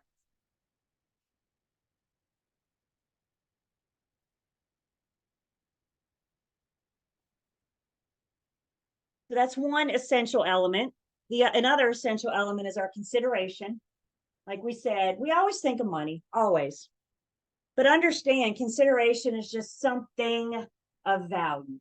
Love and affection. We got goats and a cow, free rent, a gas card. Is free gas something of value? Heck yeah. Something of value has to be included in the offer. Our sales contract, we see the purchase price. The buyer saying in exchange for your property, I'm going to give you X amount. That's the consideration. Another essential element, we have to have legal capacity. Minors cannot enter into the contract, or can, but they're not forced to carry through with it. Those that have been declared mentally incompetent, those that are intoxicated or under the influence, these are examples of people that may be able to come back later and make the contract voidable. There's nothing to stop this intoxicated person from entering into the contract, but they can stop from carrying through with the terms. Now, would they have to prove something to the judge? I mean, of course they would. They're not going to be able to show up and say, Judge, I was drunk, let me out. The judge is going to need some information. They may even need witnesses. Do you have receipts from the bar that you were hanging out in? You know what I'm saying? The judge is going to need some kind of proof. But if you can prove it, the judge may make the contract voidable because you didn't have the legal capacity to enter into the contract to begin with. Now, again, I'm going to do a side-by-side comparison. Somebody that's been declared mentally incompetent by the medical profession, but not by the courts, may make it voidable. Somebody that's been declared mentally incompetent by the medical profession and the court may make it void. So there's a difference in who that mentally incapacitated person, and this is where I kind of like the side-by-side comparison. Those that are mentally incompetent in fact, but have not had the court weigh in, still have the option to make that contract voidable. If the court has weighed in and declared that individual mentally incompetent, that contract becomes void. So it's whether or not the court has offered their opinion, has weighed in on the situation. No court, voidable. Yeah. Sorry. What if someone is in a conservatorship? Would that be considered void or voidable? A conservatorship? Mm-hmm. That's a good question. That's a good question. Because they have somebody speaking for them, right? Yeah. That's a good question that I It don't have sounds the answer voidable. for. Yeah. What was that, Selena? It sounds voidable because Yeah. unless it's caught, then how would they know? Because the contract is Okay. still valid. Yeah, that's Until a somebody great rebukes question, it. Missy. Yeah. Do what, Selena? Until somebody rebukes it or brings it up in the court of law, I think it's voidable You would go for Yeah. until they voidable? catch it. I mean, with the conservatorship, has the court weighed in? You know what I'm saying? So, Oh, yeah. that's a great question that I don't have the answer to. It'd be a great question for your attorney if that situation comes up. The only reason I DYA. bring it up is like all the stuff that's going on, you know, like Britney Spears, and then oh Brittany God, can't buy anything. yeah, no, yeah, no, she Stop really it. can't. She can, but she shouldn't. She should not. Yeah, and then of course Amanda Bynes is in a conservatorship too, or she might. Yeah, she's still in a conservatorship, I think. Yep. But like, She might be mentally declared already. yeah, She was walking around naked. yeah. If the She's conservator is not a minor, then the conservator is just a guardian who's Just not a guardian, minor, so which has the right to speak act. on behalf, right? Right. That is Mhm. a super cool audio thingy. Yeah, it is. Yeah, Do he's you got a do mic and everything. podcasts? I don't even have a mic. No, I'm just kidding. You guys see the different scenarios we can run into, the different situations, and this is where it's so important, you guys, that we stay in our lane. I could look at somebody and say, Yeah. you know, well, are you mentally incompetent? Have you been declared by court of law? But again, this is where we need to make sure we stay in our lane. Every situation scenario is different, so knowing what to do in those situations and scenarios is what we need to make sure. And in this case, we need to get the court or an attorney involved Contact to your find BIC. out how to handle that. Do what? Contact your BIC. They'll have great advice. Isn't that always a great place to start? When in doubt, you know, that's why they make the big bucks, you guys. So when in doubt, you know, call that BIC, and they may say, oh my God, call your attorney. I don't know. But at least we want to make sure we know how to proceed when anything like that comes up. Absolutely. So legal capacity, is an essential element. Another essential element has got to be for lawful objective. Again, you cannot have a legally binding contract for an illegal purpose. We talked about discriminatory practices, forgery, those kind of things may question the lawful objective of the contract. And then the fifth essential element isn't necessarily from the judge, but it is from an act that we have called the Statute of Frauds. And the Statute of Frauds is the act that requires us to put any contract for the sale of a property needs to be in writing and signed.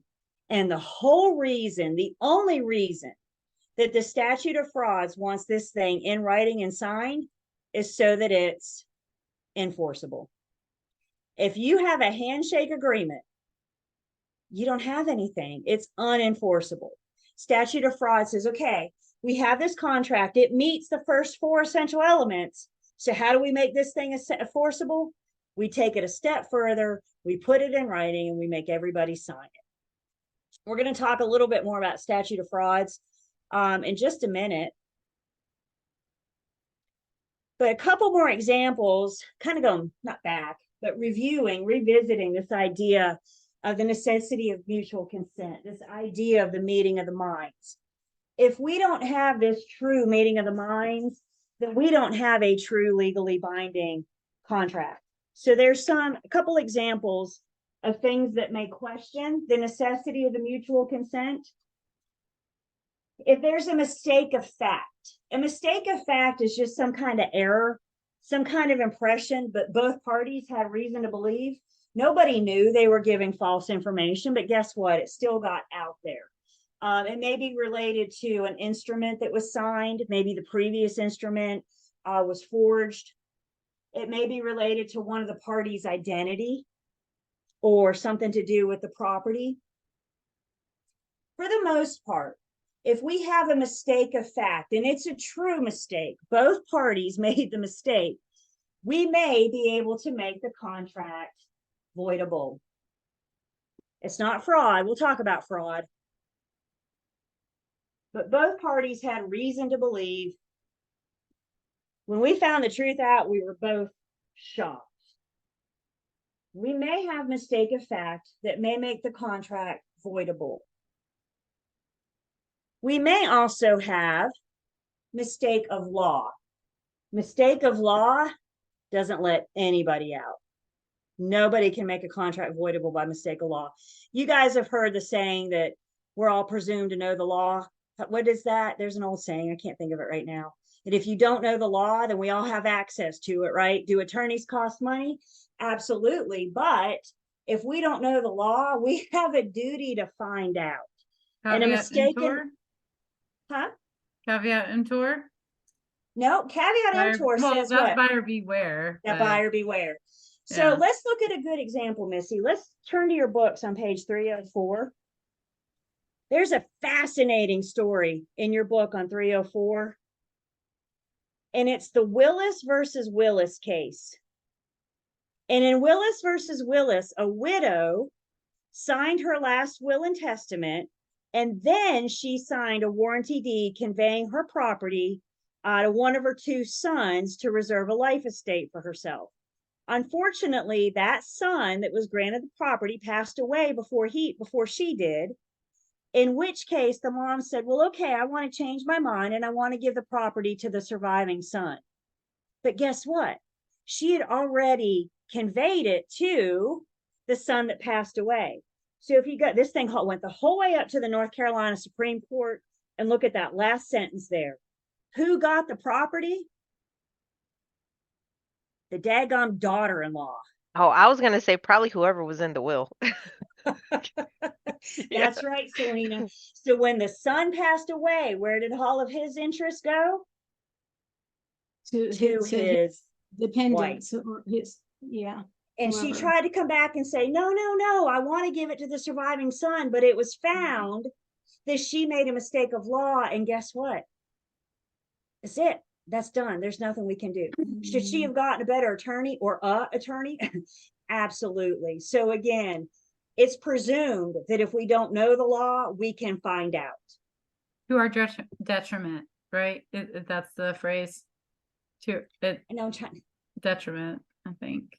ignorance is no excuse for the law, Yeah. something like that. Something, ignorance is no excuse. You're never going to be able to look at judge and say, oh, I didn't know. That's not going to fly in a court of law. And again, in this case, that mistake didn't excuse her, didn't obligate her from that. That kind of got stuck with the daughter-in-law. Also, for mutual consent, we can't have any fraud. There's a difference in fraud and misrepresentation. The difference of fraud and misrepresentation is intent.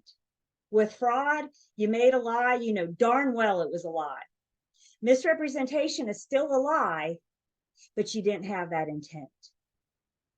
So with fraud, if you have that misrepresentation and you know that you made that misrepresentation, and the whole reason you made that misrepresentation is hoping that the other party will act on it, if it can be proven, the party that was lied to may make the contract voidable. If you can prove fraud. Again, compare that to misrepresentation. You still put false information out there, but you didn't know. Let's say I have land to sell and I need to sell, it's 10 acres. And when I bought the land, I thought I was going to save some money and I didn't bother having a survey done. So I bought the land thinking it was 10 acres. Selena's already sending me that. Why didn't you have a survey done? I know, Selena, they should have listened to you and had a survey done, right? But I said, no, I'm fine. The advertisement says 10 acres. So yeah, that looks like 10 acres to me. So I'm not going to have a survey and I'm going to buy it. I genuinely think I own 10 acres. Fast forward, and I go to sell this land. And a buyer who has Selena as their agent has a survey done. And lo and behold, it comes back in the survey that it's only 7 acres. We are both shocked. I thought I had 10. You thought I was selling 10. That's an innocent misrepresentation. Fraud is when I have 10 and I know I have 10. And I advertise, no, when I have 7, I'm sorry, I go the other way. When I have 7 and I advertise 10. I know darn well I have 7, but I put that wrong information out there. They both have the same outcome if they can be proven. They both can make it voidable if they can be proven. Yes, ma'am. It also depends on if the neighbor has an encroachment, because you would have to verify when they stole your land and if it was under your terms or the previous owner's terms when they took it. No, not stole, sold. Well, Sold. you know what I mean. No, you know Yeah. how when they start the taking your land. Yeah, the eminent domain thing. Yep. Let's see. Can you guys see? Okay. Are we having technical? Can you guys see the screen? Darn, can you see okay? Yep, I can see fine. Okay. Okay, good. Good. So voidable, misrepresentation, and fraud. There's also something out there called the Unfair Deceptive Trade Practices Act. I mean, it's all in the name. The act is preventing people from being unfair or deceptive in their trade when they're conducting their trade. So offering any kind of misleading opinion, failure to disclose a material fact, misleading advertisement, or misrepresenting any kind of warranty.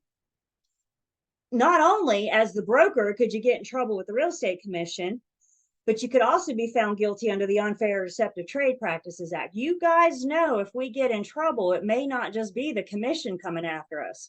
We have other acts and laws that we have to follow that could also put us in a court of law. You know you messed up when you're facing the commissioners and a judge.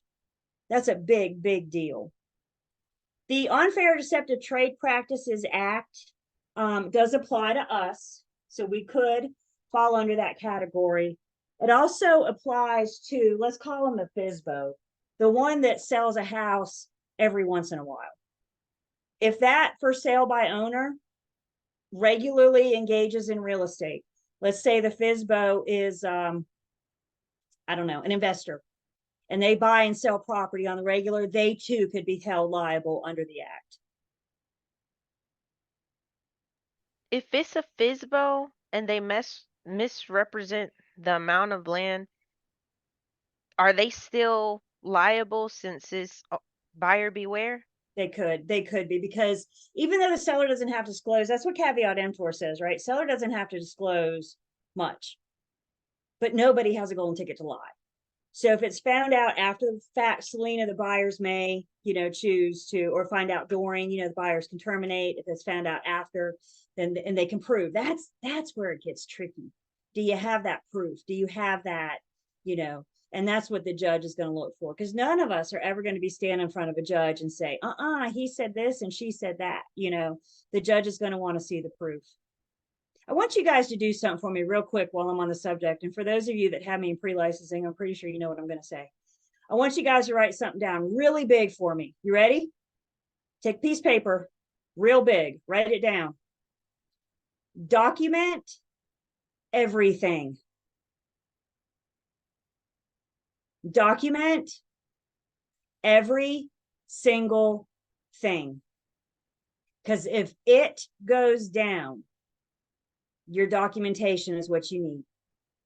If you have a conversation of substance on the phone or face-to-face, go home and follow it up with an email talking about per our conversation.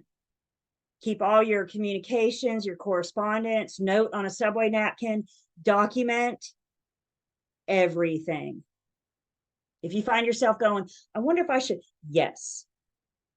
That's what you got if it goes down. Everybody good with that? I don't want it to go down, but if it does, because I know you guys are innocent, but I need your documentation to prove that. Does that make sense? I think I heard once that something like 80% of disciplinary actions get thrown out the window because the agent has their documentation. That's huge, you guys. Let's see. Still on this mutual consent, duress. Somebody that enters into the contract under duress felt threatened. There was some kind of violence or threat of violence. I'm going to harm you or your family if you don't enter into this contract. That person that entered into the contract under duress may be able to make it voidable. Again, proof is where it gets tricky.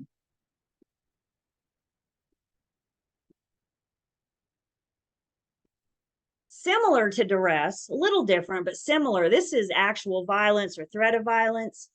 Undue influence plays on the emotions. So with undue influence, there's usually somebody in power, let's say, that has an unfair advantage over someone. If you can prove that you entered into the contract under undue influence, you may be able to make it voidable. Mom, I'm not going to come home for Christmas this year if you don't sell the house. Could mom feel pressured? Could mom, assuming mom wants me to come home for Christmas, but could mom feel that undue influence to sell the house? Absolutely. You guys know where we see this most often, and this breaks my heart every time I see it. But when the family hires a care person to care for their elderly family member, and sometimes that care person takes advantage of the situation and has the elderly member, and the family finds out that they've left the house to the caretaker, we're dealing with undue influence here. They played on their power. They played on that emotion.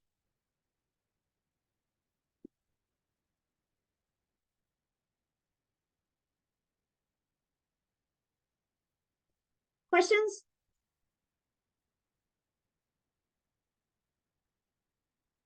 Well, I think it's break time again. So say 10, we come back, we're just still just chipping away at chapter 10. Julie, I have a quick question. Yeah. Would it be safe to say that anything that's not court of law or abided by court of law would be voidable? Say that again. Anything that's not court of law or any type of like a law related incident that's by the court would be voidable versus if it is, it's void. Could be, yeah, because that one party had that conflict, or so that's the key to voidable. That one party can say. Now, if it's void, there's a problem with the contract. Right, If so it's void of- it's more like a court or a law type situation if it's void. Right, because we're missing one of those essential elements. Got it. Okay. Yep. Thanks. Yep, sure.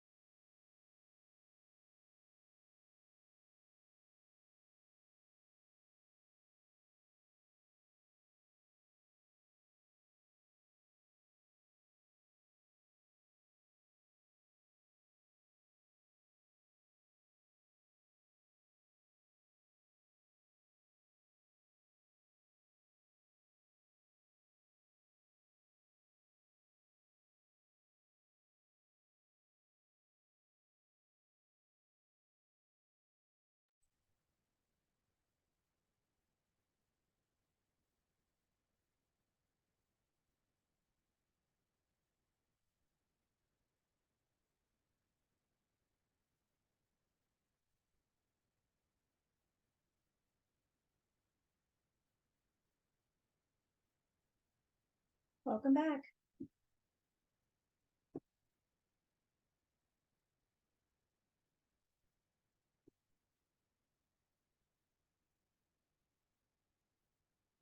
All right. So I'm going to take attendance for this hour. We had my real estate team, my firm team had a photo shoot a couple years ago, and the photographer told us to say money because it's virtually impossible to say money without smiling. Money. So he said cheese has a mutt, or money has a mutt. So everybody say money. We'll snap your picture. All right. A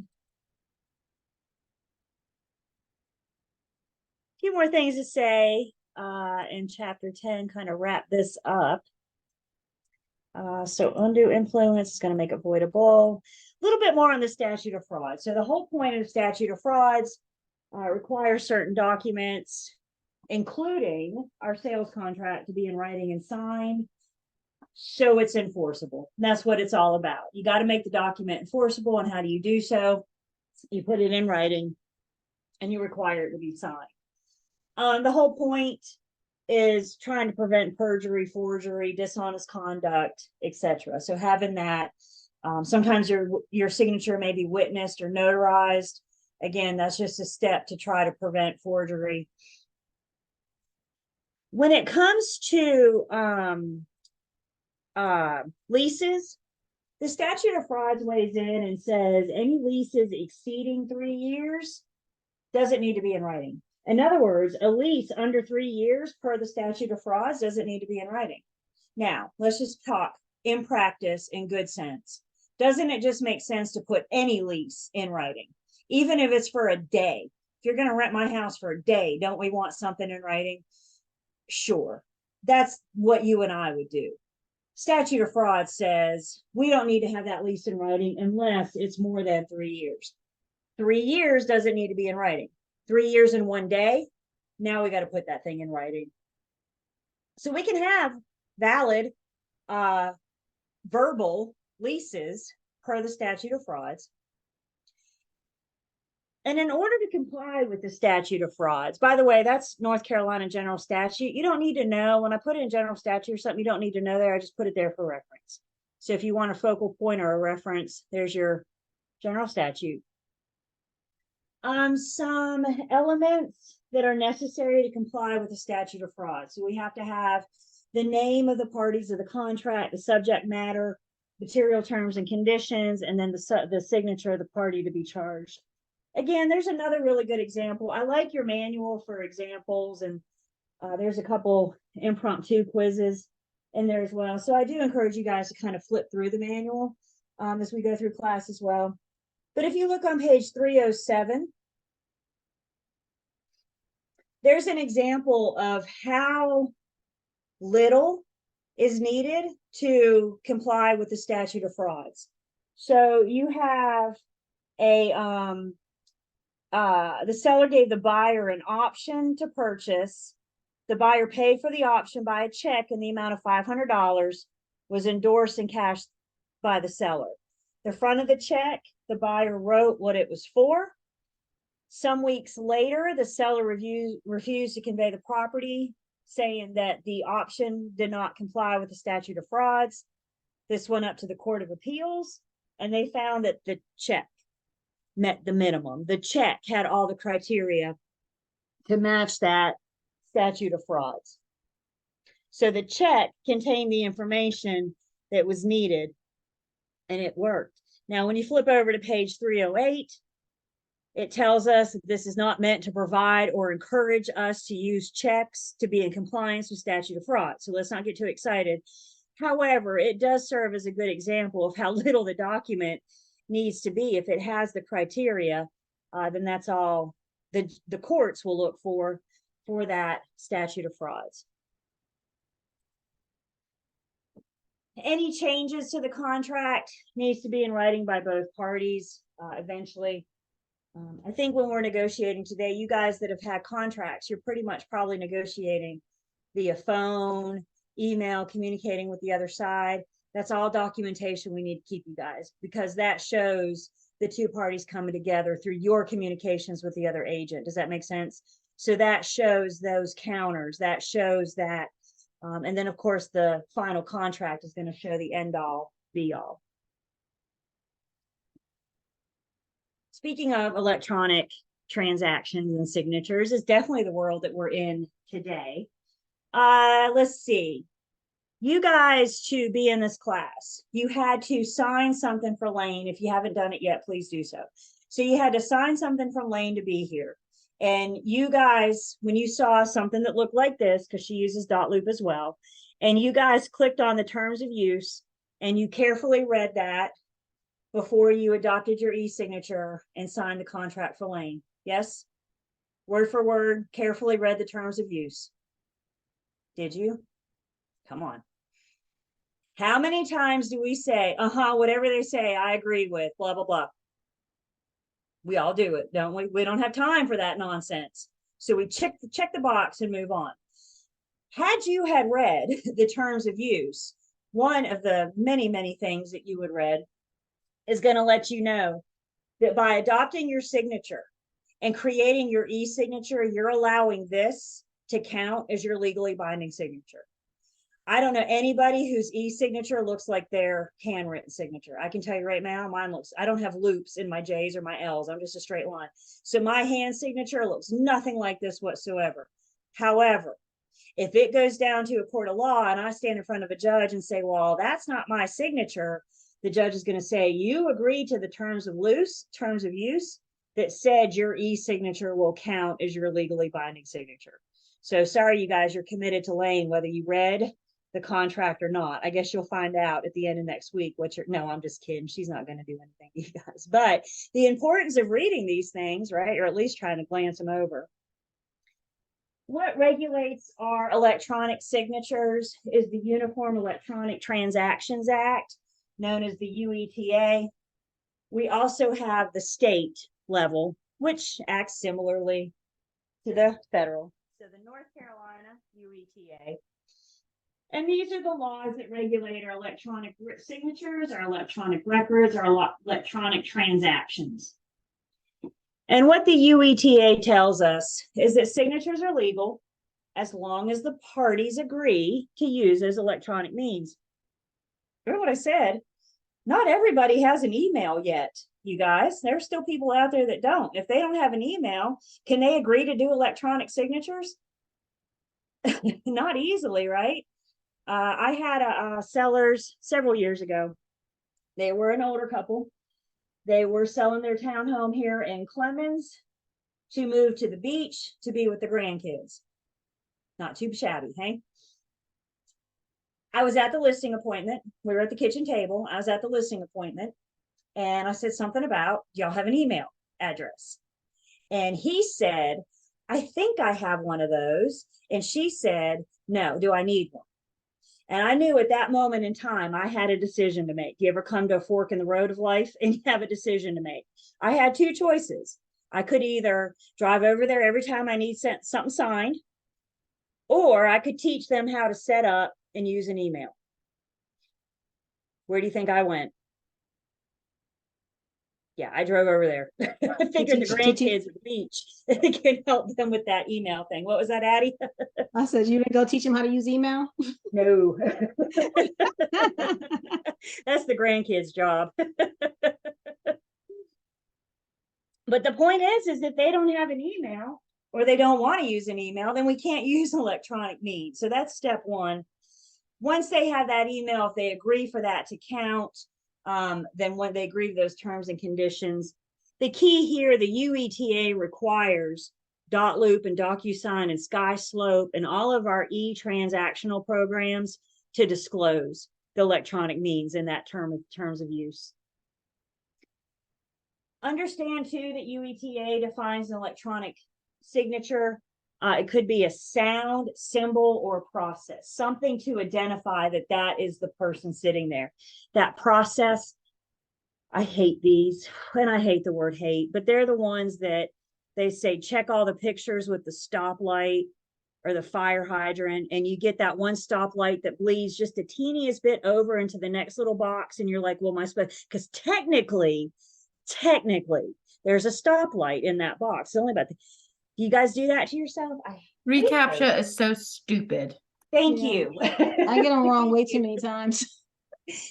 Computers proving that humans are real. I mean, that's, what's going on here. So that's what we're doing here with that process is we're just proving that it's a person with the intent to sign. And again, to throw a fancy general statute at you guys, don't need to know it, just have it there for reference. This is what requires, along with the UETA, it requires that statement to the consumer before they sign. So again, had we read those term of use, we would see this disclosure. We do also have some verbiage in our sales contract about allowing for electronic signatures. So we actually got ourselves covered twice, once through our contract and then again through whatever e-program your firm's using. What are you guys using? Dotloop, DocuSign, SkySlope? What are your firms? Those of you that are active. Guy slope. SkySlope, that's a new Yeah. one. So DigiSign. Mm-hmm. Anybody else using anything different? We're on Dotloop. I think we're still on DocuSign. DocuSign with zip forms, because the two have to, they're all just a little bit different. Zip forms provide you your documents. DocuSign gives you the e-signature platform. So they all operate a little bit different. Bottom line, even if you haven't affiliated with a firm yet, I mean, it's 2023. So most of our firms are going to have some kind of electronic cloud, something. So just stick with your firm's policy. I love Sky Slope. Good. It has everything. Yeah, try that, darn. Do what? It has everything. And it has Good. like a whole checklist of things that you need to do, like when you get to a transaction. Like it's great. Cool. Yeah, they can be helpful if you once you get in there and start using it, because I mean, again, those of you that are active, we need checklists. At least I do. Does anybody else need a checklist? I mean, you guys start working with multiple buyers and sellers. Now I need multiple checklists because I mean, you guys think about it. If you have 5 things under contract right now, there's 5 due diligence dates you have to keep up with. There's 5 inspections, 5 appraisals, 5 closing dates, 5 of everything. It's a lot. It is a lot. So grab and adopt and use checklists. I'm telling you, they're lifesavers. Even with only like one client or like one house, like a checklist is super important because there's so many different documents that you need to keep track of, like your WWREA, like your exclusive right to sell or your exclusive right to buy, like your buyers and sellers, like, and then all the your agenda and the amendments contract, and then your addendum if you're using an FHA or VA loan, like your due It's a lot. diligence. Yeah, there's so many things. And Missy, if you have a checklist at the end of the transaction, I would consider that a documentation to put in your loop, put in your file, because that shows you did this and this. When you get real down to it, start checking it off and put dates and stuff in.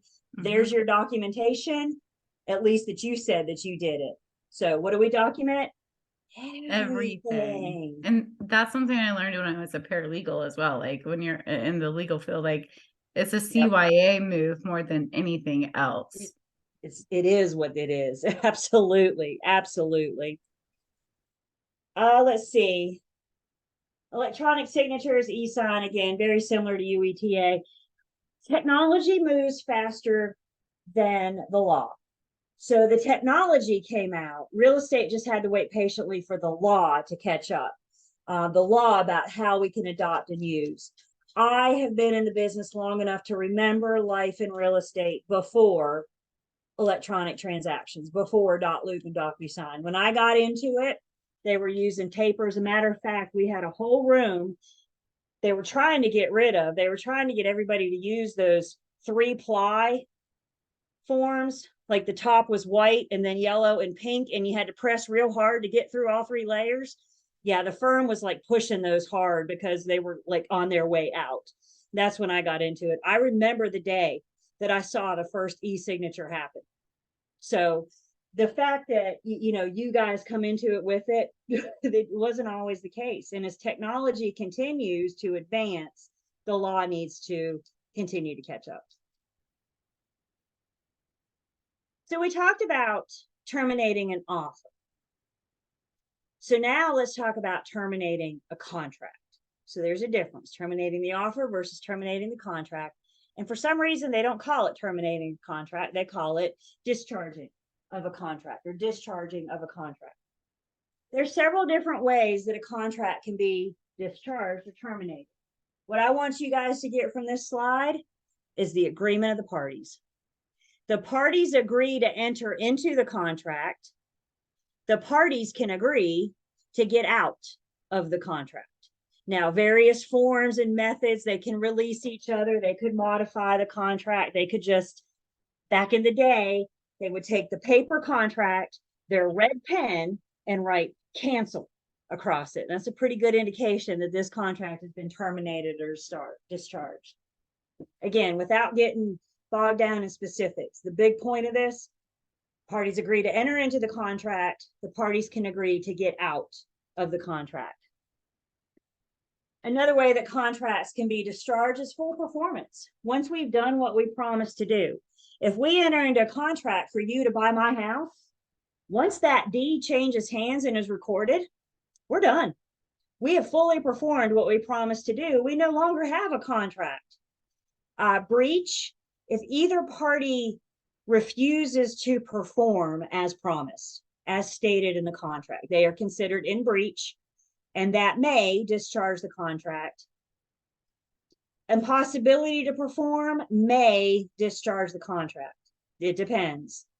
Let's think, for example, buyer promises or offers to buy your house, you enter into a contract, and then we find out that the buyer can't get loan approval. Can they buy your house without the money? Not unless they got a mattress stuffed full of cash somewhere. It becomes impossible for them to perform as promised. So that may discharge the contract. And then operation of law, if the judge takes the property for any reason, we mentioned eminent domain a few minutes ago, foreclosure, bankruptcy. If the judge takes the property for any reason, it's no longer the seller's to sell. So that too would discharge or terminate a contract. Contracts may be able to be assigned. If a contract is assigned, then all the rights are transferred to another party. The terms of the contract stays the same. What changes is the names of one of the parties. Whether or not a contract can be assigned or not is assignable, has to be spelled out in the contract. We'll see that when we look at our offer to purchase and contract. And then the commission provides us with some rules to help buyers and sellers better interpret these contracts. And one rule they provided, we kind of already talked about, we just haven't put a name on it yet. It's called the parole evidence rule. And what the parole evidence rule says is that the final written word of the contract will prevail over any previous negotiations. So let's go back to that refrigerator. Seller tells their agent, I'm willing to leave the fridge. Agent puts it in MLS, fridge to remain with acceptable offer. Buyer becomes interested. Buyer says, I need the fridge. Can I get the fridge? Everybody says, yeah, the fridge is included. We are all on board that the fridge is going to convey. But nobody put the fridge in the contract. Under the parole evidence rule, shake your head yes or no, is the seller legally obligated to leave the fridge? Nah, because the final written word of the contract will prevail. It's going to win every single time. Previous negotiations don't matter if it doesn't make it into the contract. So agents, as we're drafting these things out for our buyers and sellers, filling in the blanks, I should say, for our buyers and sellers, make sure, here's back to our checklist and our notes and some sort of organization. So we make sure all of the agreed upon terms, all the agreed upon points make it to the contract, as that is the final word.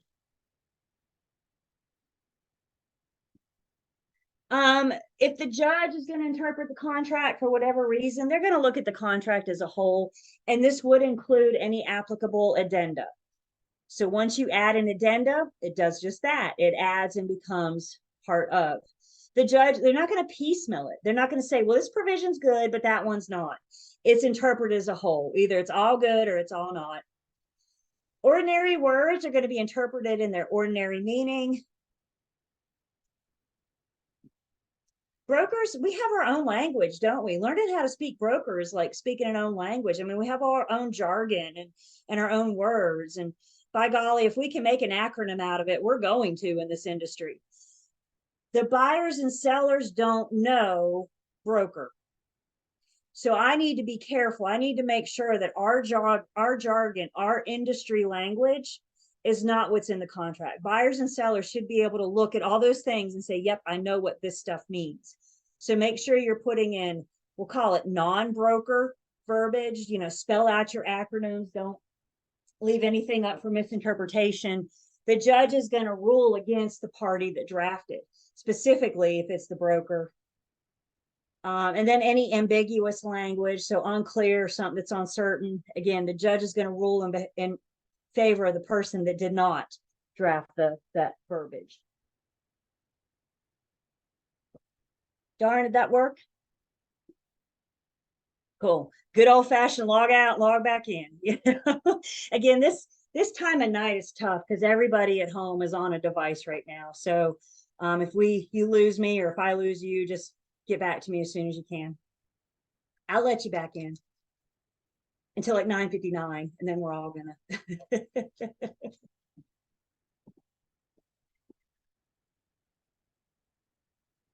So if this contract doesn't work out, if this contract's terminated, there may be some remedies entitled to one of the parties. So some various contract remedies.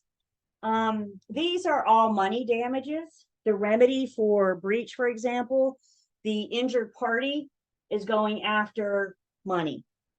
So compensatory damages. With compensatory damages, I always think of like, you prove that you spent it based on this transaction with receipts and invoices. What you're going after for compensatory damages, you're looking to be reimbursed for money that you spent on this transaction. So let's say the seller breaches. The buyer may be able to go after the seller for due diligence costs. So have they had the inspection done, the appraisal? Did they have to take an afternoon off work to go to the home inspection? The buyer would have never ordered that home inspection or that appraisal had they not been in contract with the seller. With compensatory damages, we're not looking for above and beyond. We're not looking for pain and suffering or anything like that. We're just trying to make the injured party whole again. And how do we do that? They're going to have to produce receipts and invoices and prove I paid this amount as it relates to this transaction.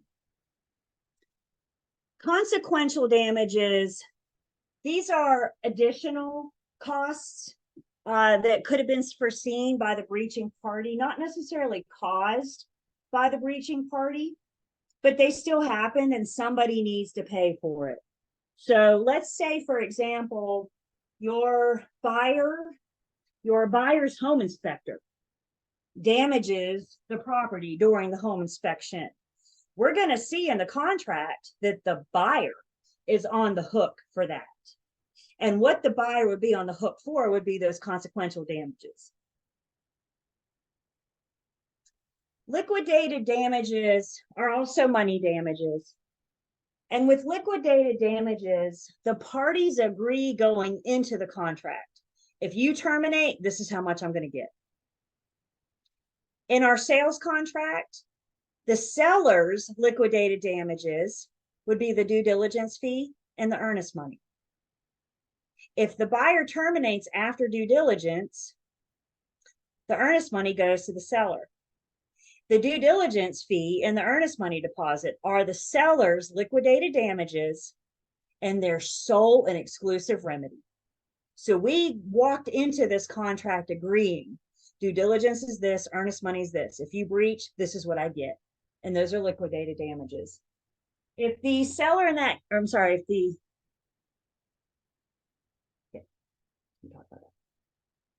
so various money damages, for contract remedies. There's also some non-money damages for contract remedies. Specific performance.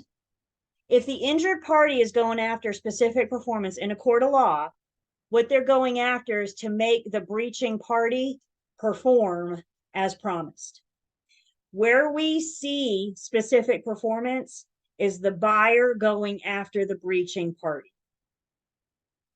If the seller breaches, the buyer has choices. I can take you to court for money damages, or I could take you for specific performance. And if the buyer wins, the judge can make the seller sell. They can make the seller perform as they promised. So the buyer has a couple choices, and we'll see that when we look at our contract. Another remedy may be to rescind the contract, take it back as if it never existed. If you rescind your contract, you take it back. If you put down any deposits, you'll get your money back. Both parties go about their lives as if this never happened. It puts everybody back into the same position they were before the contract. Why don't you guys pull your chats up, your chat boxes up? And I'd like you to set your chat just to me. I want to hear from all of you, but I just want you to set it to me because I don't want you to give the answers out to your peers. Is everybody ready? Everybody had it set just for me? So I got a couple questions for you guys. I'm going to test your memory at 10 to 8 on a Tuesday night. Woo, am I mean? Tell me in a private chat, how many days does the buyer have to rescind their contract in a timeshare?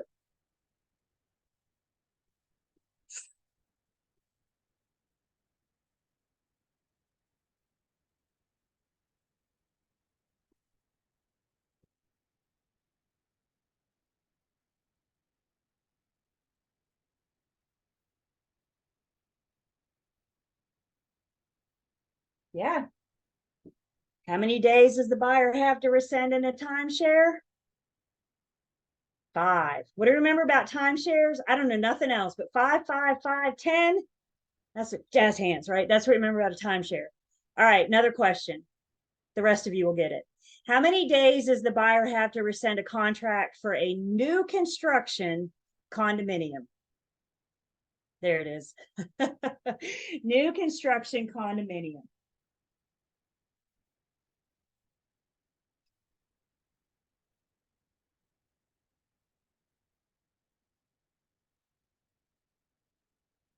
And that one, I don't have some kind of fancy little hand trick to help us remember that. So that's just 7 days. That's just a good guess. The point of that, you guys, one, to, test your memory. But 2, that's what we're saying when we rescind. When a buyer enters into a contract to buy a timeshare, they have 5 days. When a buyer enters into a contract to purchase a new construction condominium, they have 7 days to rescind. And if they rescind, they take their contract back, they get their deposit back, and both parties go about their lives as if that never happened.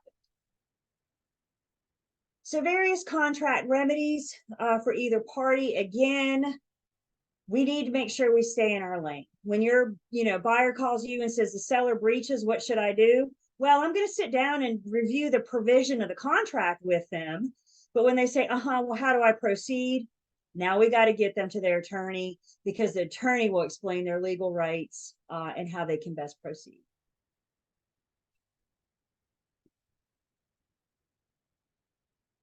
The last little piece of this chapter is just a little bit on auction sales. Auction sales are a totally different category than say normal sales. Auction sales just work a little bit differently. With an auction sale, the auctioneer has 2 licenses. They have a real estate license and an auctioneer's license.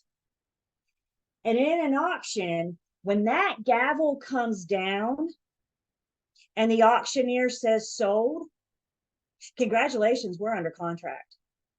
Obviously, the next step is going to be to put that thing in writing. There's somebody off to the sides ready to write that up, but the auctioneer has the right to bind the seller. And when they say sold, it means just that. There are 2 types of auctions. with reserve or without reserve. An auction with reserve says that the seller has the right to stop the bidding at any time if they're not satisfied with how it's going. So if the bidding is lower than what they need, they can say, stop, we're not doing this. Without reserve then means they get what they get. They can't stop it. They accept whatever that highest bid is. And as we mentioned, the auctioneer is a real estate license. They're acting as an agent of the seller. They also have an auctioneer's license. There may be a crier. A crier is the person that does the bidding, the guy that speaks real fast that you don't understand what he's saying. You know, that guy, hey, I'm gonna, you know, that guy, that's the crier. They don't necessarily need a real estate license. Just the auctioneer license, but the actual auctioneer itself. Anybody ever been to a real estate auction? Dang, if we had time for a field trip. I've always wanted to go, just to kind of be a fly in the yard, you know, because I think that would be interesting to just sit back and observe, especially if it starts getting competitive there at the end. That's what I'm talking about. Let's see how this thing goes. But I think it'd be interesting just to check out one day. And that gets us through Unit 10. 3 units in this class, and we've already covered one. 1 down, 2 to go, which means we spend the rest of our time together on the other 2 units. Questions or comments? Storage Wars. My husband's probably watching that right now. Hey, Julie, Yeah. going back to the monetary damages for the remedies. If you can just repeat really quickly regarding the liquidated damages, what you're saying about the buyer and the seller. You said something about seller with the earnest money, and what was the additional thing that you had mentioned? And also The due diligence fee. So liquidated fee, got it. damages are the seller's remedy in the event of the buyer's breach. And the buyer's not in breach until after due diligence. But we agree going into this contract, if the buyer breaches, the seller is going to keep X amount in due diligence and they're going to get X amount earnest money. Thank you. Of course. Was Unit 10 a good refresher, get you warmed up on contract and Yes. some of those terms? I just know those words sometimes. And guys, please always remember, promise me you'll always remember, even though we're now familiar with Chapter 10, this does not make us attorneys. We still can't practice law. The reason we go through this is because you and I are dealing with contracts on a daily basis, and we need a basic understanding of how these things work. And that's what we covered in Chapter 10. Questions or comments?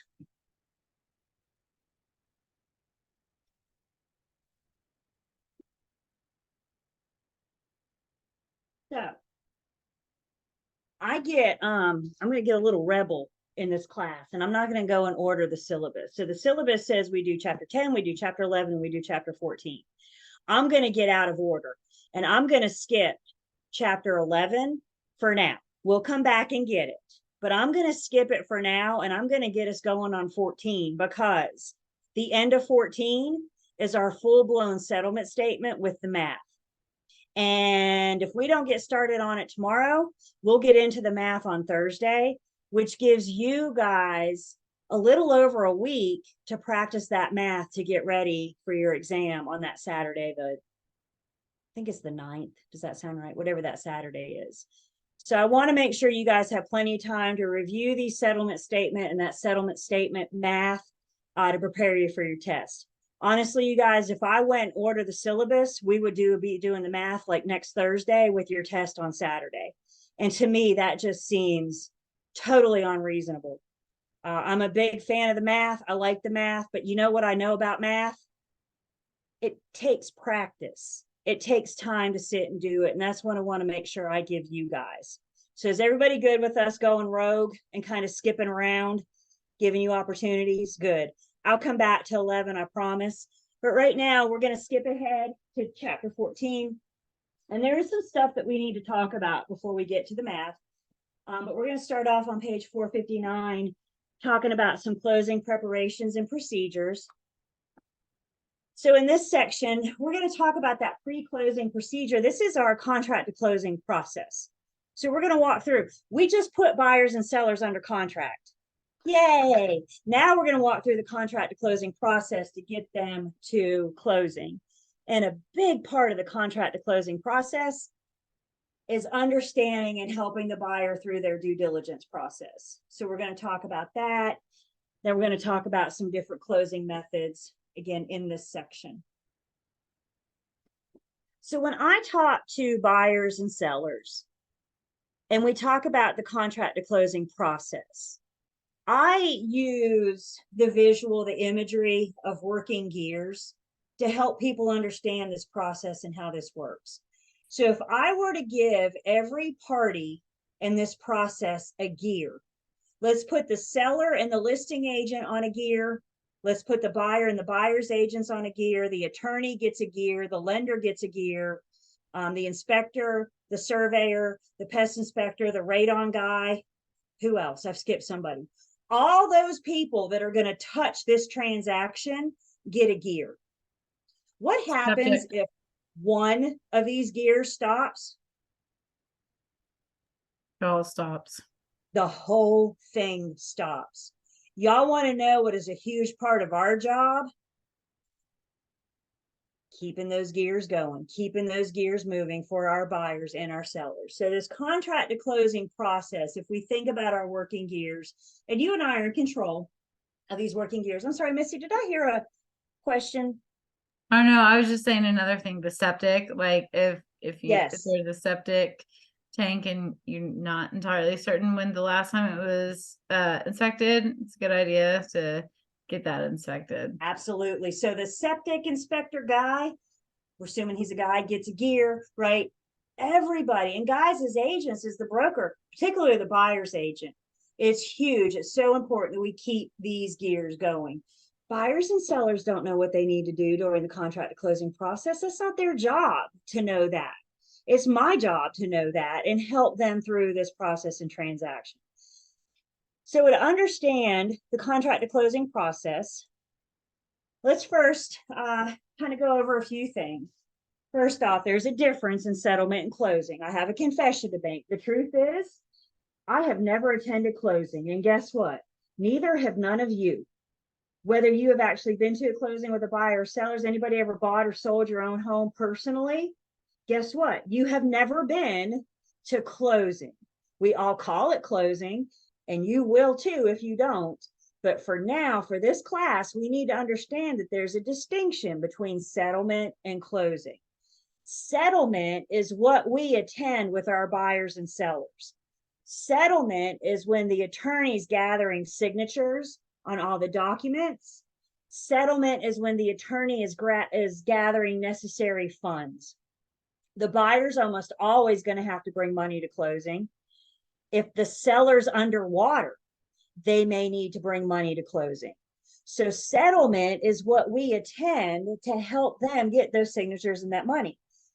Once they have that signature and money, you and I leave the attorney's office and the attorney proceeds with closing. Closing is that final legal process where they do the final title update, title search to make sure nothing hit, get the loan documents to the lender for the lender to give their final approval for them to release their funds. The very last act of closing is when the buyer's brand new deed is recorded. And then, and only then, is it a done deal. So much can happen between day one of contract to that deed getting recorded. And we need to make sure that we understand that until then, it's not a done deal.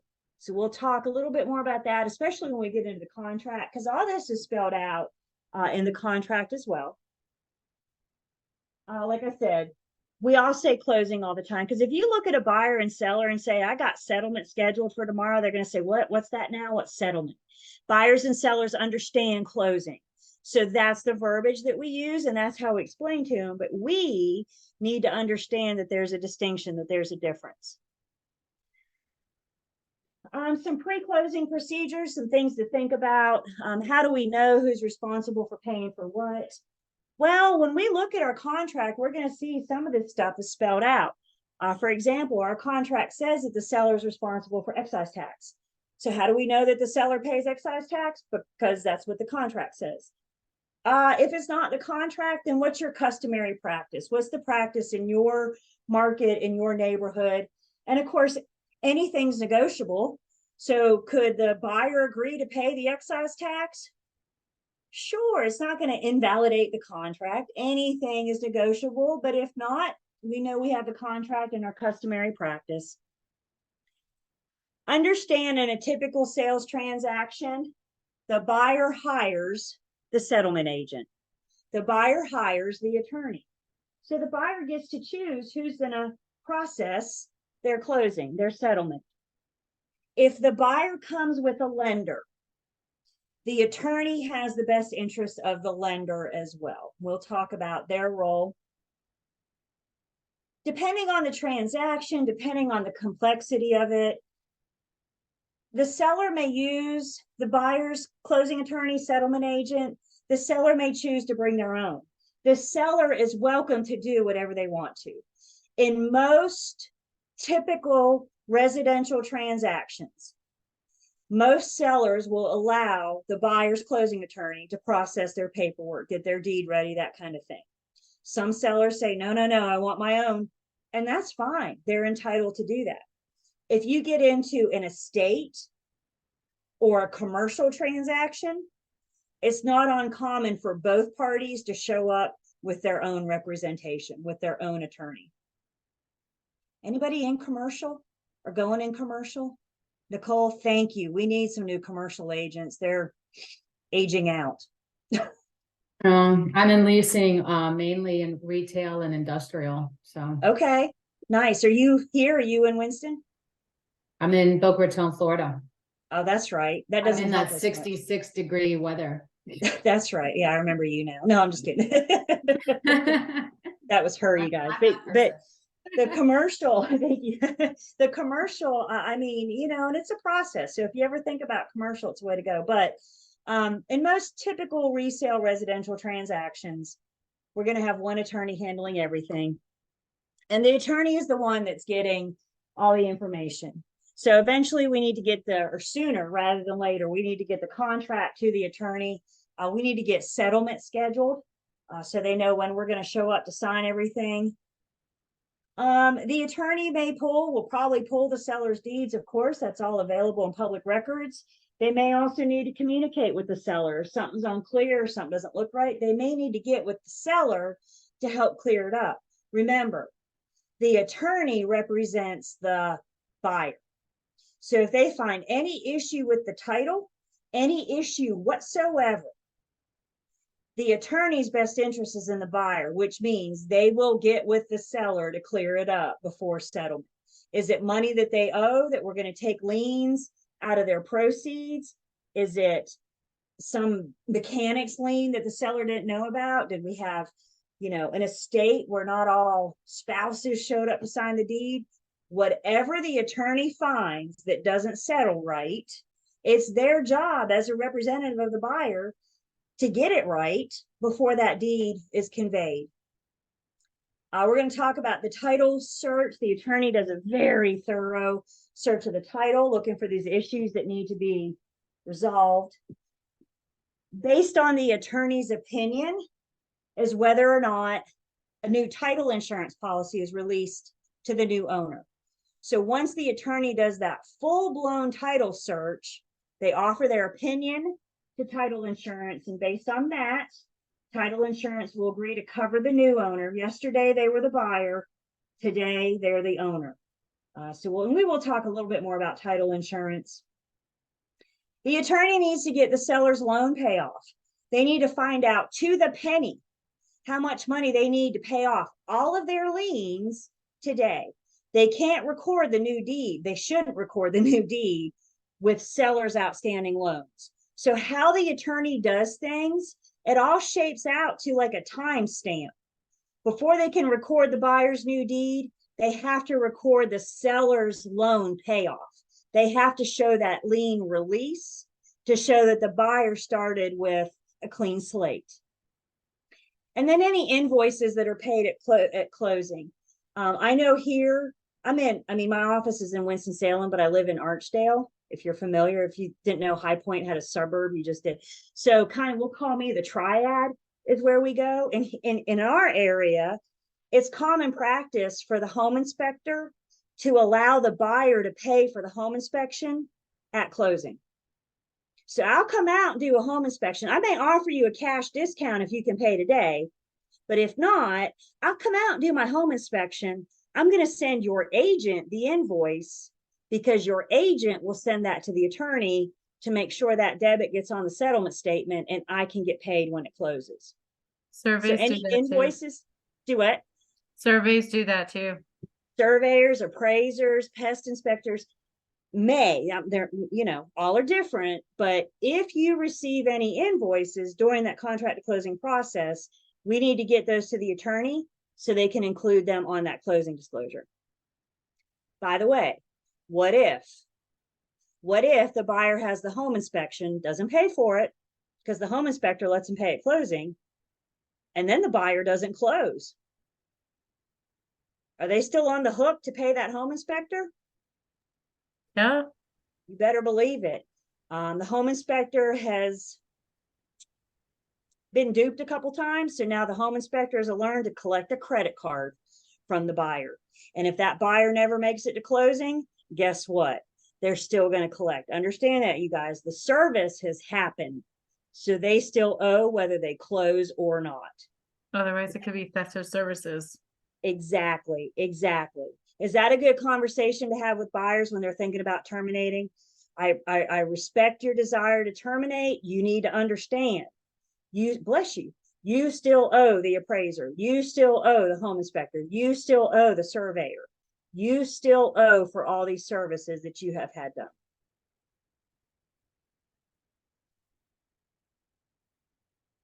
Delays in settlement are common. Delays just happen. Why is this closing going to get delayed? I don't know. Think of a reason. Sit here right now and think of a reason that could cause a delay in settlement. Has anybody had a delay yet? There it is. You hear me say yet? If you haven't, you will. Don't worry. Yep, there's another one.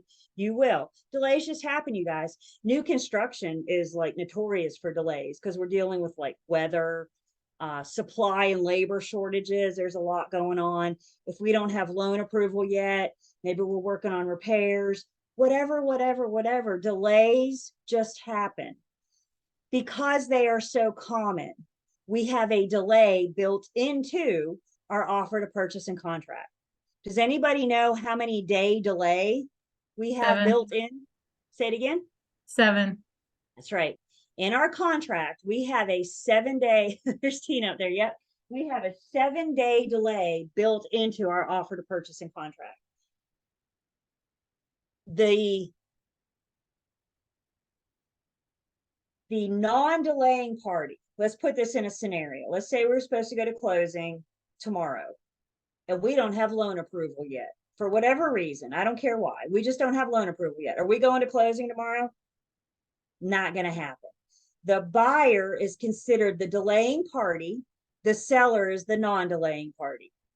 What this 7-day delay says is that the seller for 7 days has no choice but to sit still and be patient and hope for loan approval. If they terminate within those 7 days, they suffer the consequences of breach. On day 7, if we're still not closed, day 8, now the the seller could terminate if they choose. They don't have to. But during that 7-day delay, there's nothing they can do but sit there and be patient and hope for it to happen. I always tell my buyers and sellers to have a plan B. I don't have a crystal ball and I can't tell you what may cause this delay, but what I do know is if we get delayed, I don't want anybody sleeping in the U-Haul truck tonight. I think I mentioned it's supposed to get 19 degrees tonight. That's going to get cold in the U-Haul truck.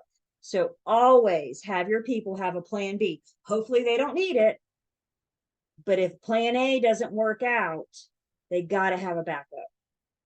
So a couple of you have already had delays. I wish I could say that the rest of you won't. They're just common. And when they happen, we have to deal with it. F8, yep, I had that delay too, Missy. Yep. Were you at that? That's exactly what happened in my transaction. They had to wait for and then the appraiser had to come back out. I said, can't I take a picture of it? And he's like, no, I got to come out, inspect it myself. Okay. So we have a delay. And what do, you guys? Go home and vent to your significant other and then move on. I mean, I guess that's pretty much all we can do. So 7-day delay. All right, let's get into our buyer's due diligence process a little bit. So first off, when we're working with buyers, understand there's just some general responsibilities. Maybe you're working as a buyer's agent. Maybe you're working as a seller sub-agent. Anybody taken 301 yet? Brokerage relationships and responsibilities. That's where you get into buyer's agents and sub-agents and dual agents and designated agents and da-da-da-da-da. So if you haven't done 301 yet, brokerage relationship and responsibility is a fancy way of saying agency. And that's all that's about.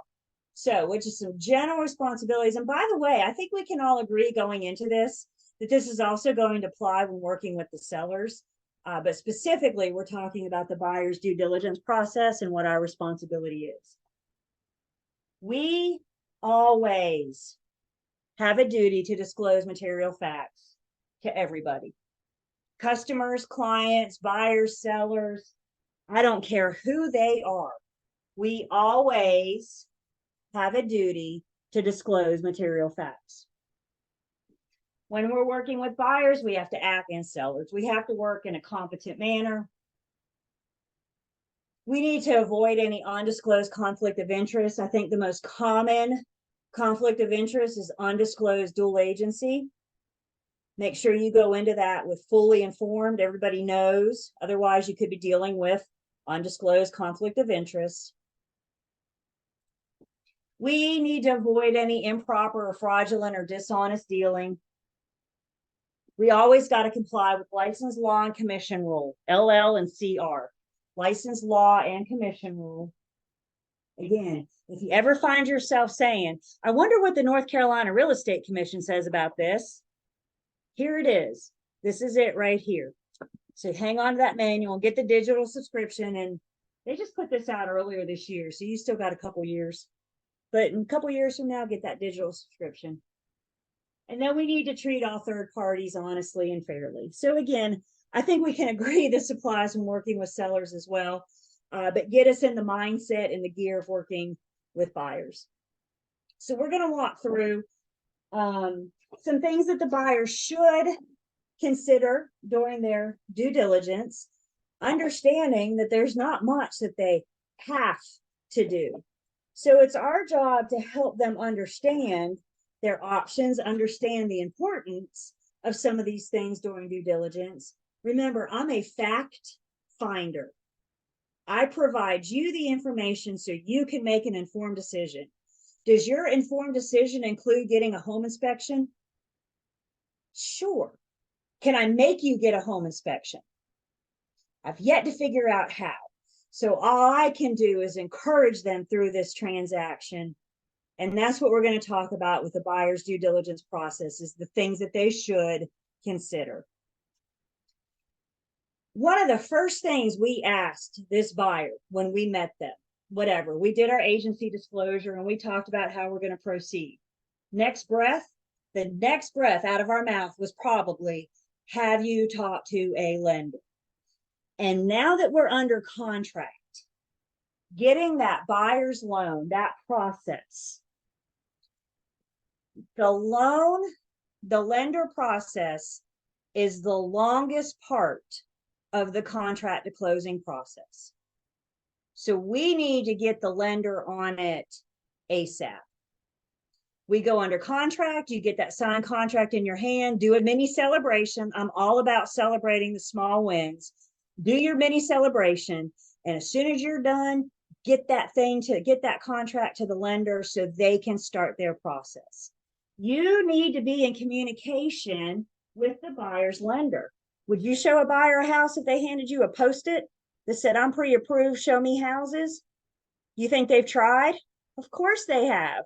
What do I want? I want letterhead. I want something from the mortgage lender. I may even be on the phone with the lender, communicating with them and talking to them to get them started on that process. Once we go under contract is when the loan application really takes off. And we're going to talk about that loan application tomorrow in the rest of Unit 14. So as far as due diligence and the buyer's loan, our responsibility early in the relationship, when we first met this buyer, we should always encourage the buyer to talk to several lenders. Have them shop around. Not all lenders are created equally. They all come with different products to offer, different interest rates, different whatever. So having them shopping around so they have something to compare, contrast. Never look at a buyer and say, this is the lender we're going to use. It's not up to you. Are you the one paying this mortgage for the next 30 years? No. So we need to let them decide, and they need to make that informed decision. So our big responsibility is encouraging them to shop around. You can make recommendations. You can say, here's lenders I used in the past. Does the buyer have to use anybody you recommended?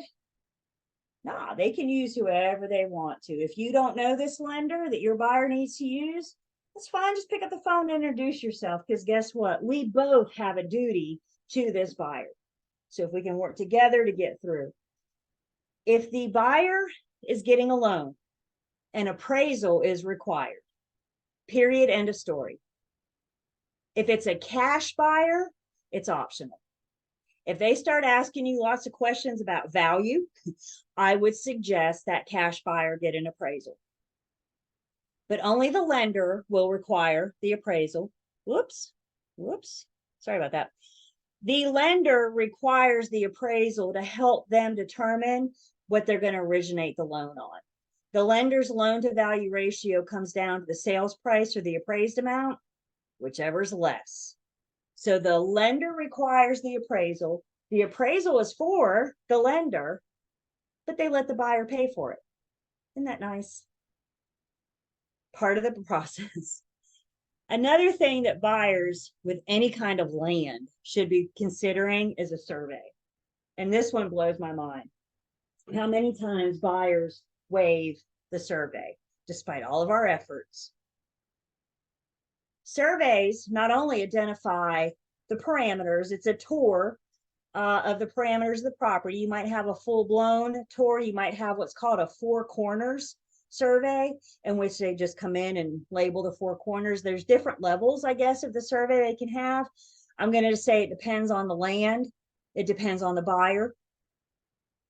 But not only are they looking for the lines, but the survey also helps us identify encroachments, easements, setback violations, flood zones. And unfortunately, as mentioned, the survey is not required. Once upon a time ago, it used to be, but today it's only highly recommended.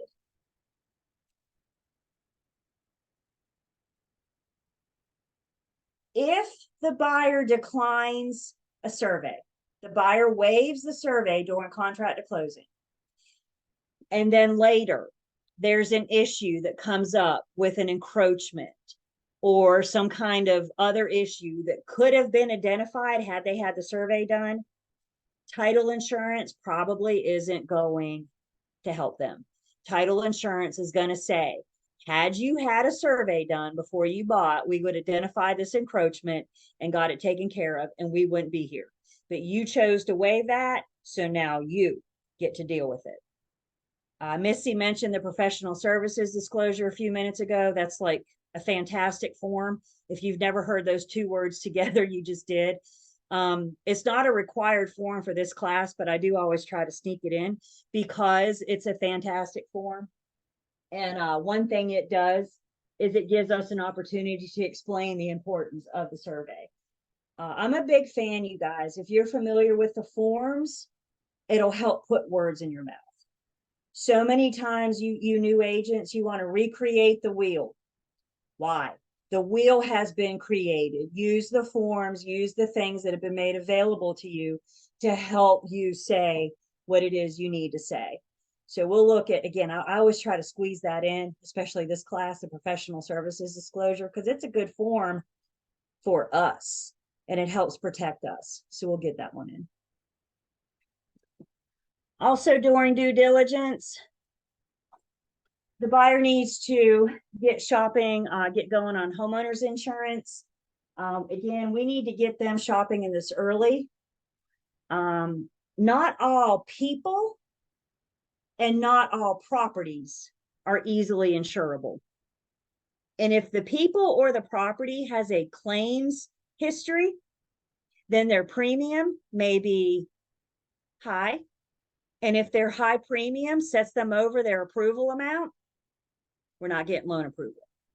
So we want to get our buyers shopping around. Again, give them choices and have them shop around while we're still in due diligence. Because if they can't afford, nobody wants to terminate. But as a buyer's agent, if we have to terminate, I'd rather do it in due diligence. So at least I can get my buyer their earnest money back. And if we find out, especially if you throw in flood insurance is not cheap. And that could be enough to set them over what they're approved for. So definitely want them shopping around, you know, pretty early. Once they get the lender what they need through the first, the first round of requests, we need to get them shopping. And again, have them shop around because not all homeowners insurance agents are created the same either. So tell them to call Jake from State Farm. Tell them to call Flo from Progressive. Give them some people to talk to and encourage them to shop around. The lender has to approve the policy as well. So we want to make sure that we get that to the lender. They approve the coverage and that they can afford the insurance. Inspections and inquiries. So we know that the seller provides the RPOs. And again, you guys will look at the RPOs in 301. Even if the seller says, yes, this is broken, yes, this needs fixed, and yes, the buyer should still be encouraged to have a home inspection because we don't know that the seller's properly disclosing everything. And remember, no matter how the seller completes the RPOs, we always have a duty to discover and disclose material facts.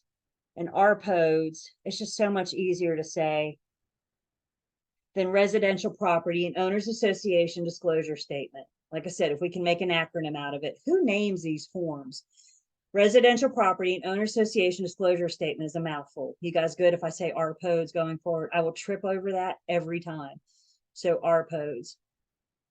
Yes, fuel tanks definitely cause a kind of a issue, don't they? All right, let's go ahead and take a break. And we come back, we're going to keep going on our buyer's due diligence.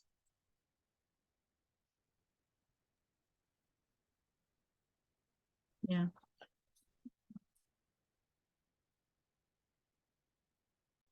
What was that? I'm sorry. You're on mute. I was just gonna say professional services disclosure. Yeah, there it is. Hey, I'm doing my we're doing our firm sales meeting tomorrow, and I always get 5-10 minutes to talk about something. You know what I'm talking about tomorrow? Yeah. Professional services disclosure. So yeah, like I said, if we get a chance, it's not built in, so I gotta like find time for it. But yeah, if we get a chance, I definitely want to go over it. Fantastic form. What firm are you with? We're called Blue Door Group. We're in Winston-Salem. Okay. Yeah. I'm with LRB in Winston. Okay, we're right down the road from you. I'm right there behind like Jiffy Lube and Got it. Hero House. Yeah. Yeah. Cool. Realtor Row down there. Yep. We're part of it. That's funny. Yep.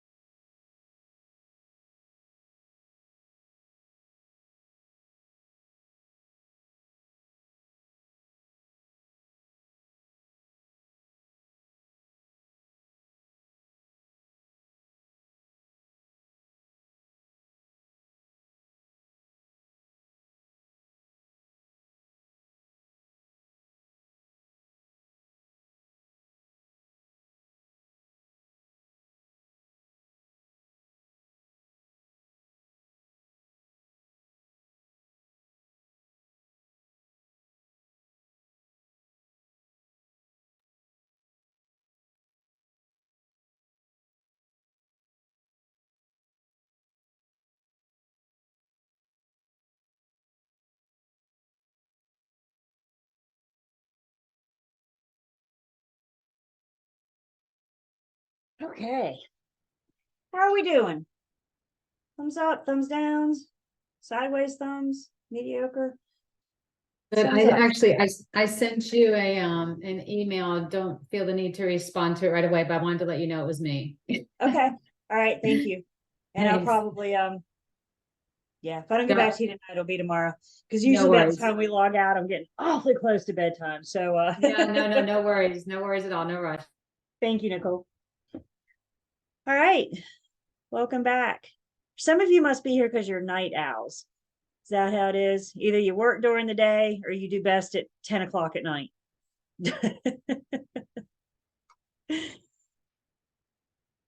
All right, so I am going to take attendance.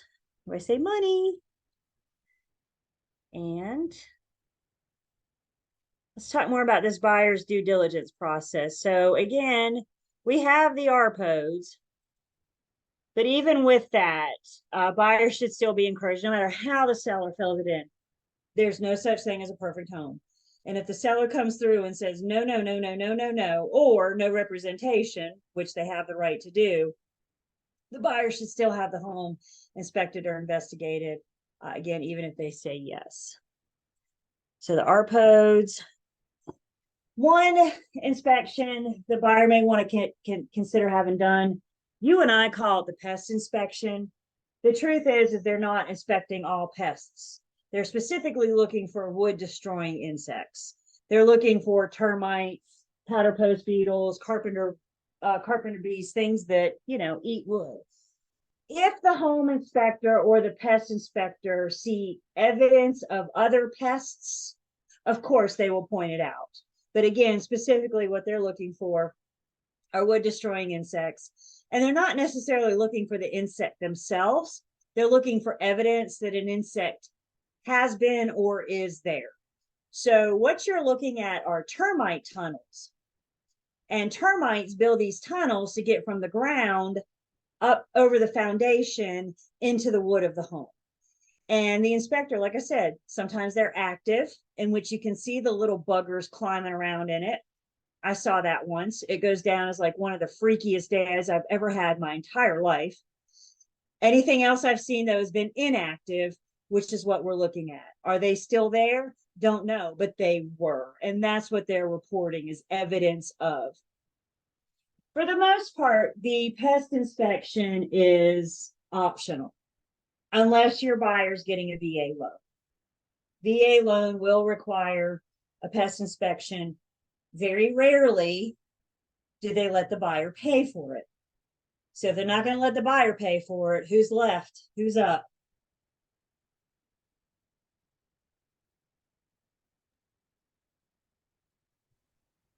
Yep, the seller. Listing agents, do you think that's important when this offer comes in, that if they accept this offer, they may be on the hook for the pest inspection? I mean, we know these things are what, 80, 90 bucks, something like that. But still, the seller has a right to know. And that's what's covered in our FHA VA addendum. And that's a form that we'll look at when we get back to chapter 11. So our wood destroying insect report, probably the even more important, in my opinion, the more important inspection is the home inspection. So we want to make sure that we're recommending qualified inspectors, help the buyer know what to expect. It's not uncommon. Well, first off, let me say this. There's no such thing as a perfect house. So the home inspector's job is to go in the home and point out all the problems. Prepare your buyer for that. The home inspector is not going to send them a report telling them what a lovely home they're buying. They're going to send a report saying this is broken, that's not working, and this didn't, da-da-da-da-da. It's not uncommon for the home inspection to be 60 pages, 50, 60 pages. Again, prepare your buyer for that. A 60-page home inspection report is not cause of concern. What could be cause of concern is what is in that 60-page home inspection. Home inspectors like to use lots of pictures, and that's what gives us a 50, 60-page report on a minimal home. So just prepare them for that. Listing agents, we need to have a conversation with our sellers, because the home inspector can't and won't move personal property.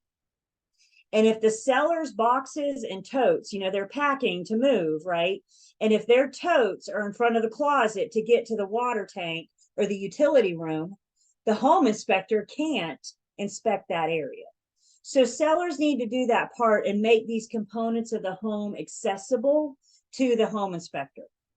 So have that conversation with your sellers. And again, all this should be done during due diligence as part of the buyer's due diligence. I always think of the home inspector, I compare them to our general practitioners. We go to the doctor once a year for our annual checkup. And if your doctor finds something on your annual checkup that causes concern, they recommend you to a specialist. Pretty much how that works, right? The home inspector is the same way. If they have a problem, if they have a flag and they see an issue, they're going to recommend that the buyer talk to a specialist, see an electrician, see a plumber, call a structural engineer or a general contractor. So doing this early in the due diligence period can give the buyer time, if they want to bring that electrician in or that plumber, to get that further review, that further evaluation.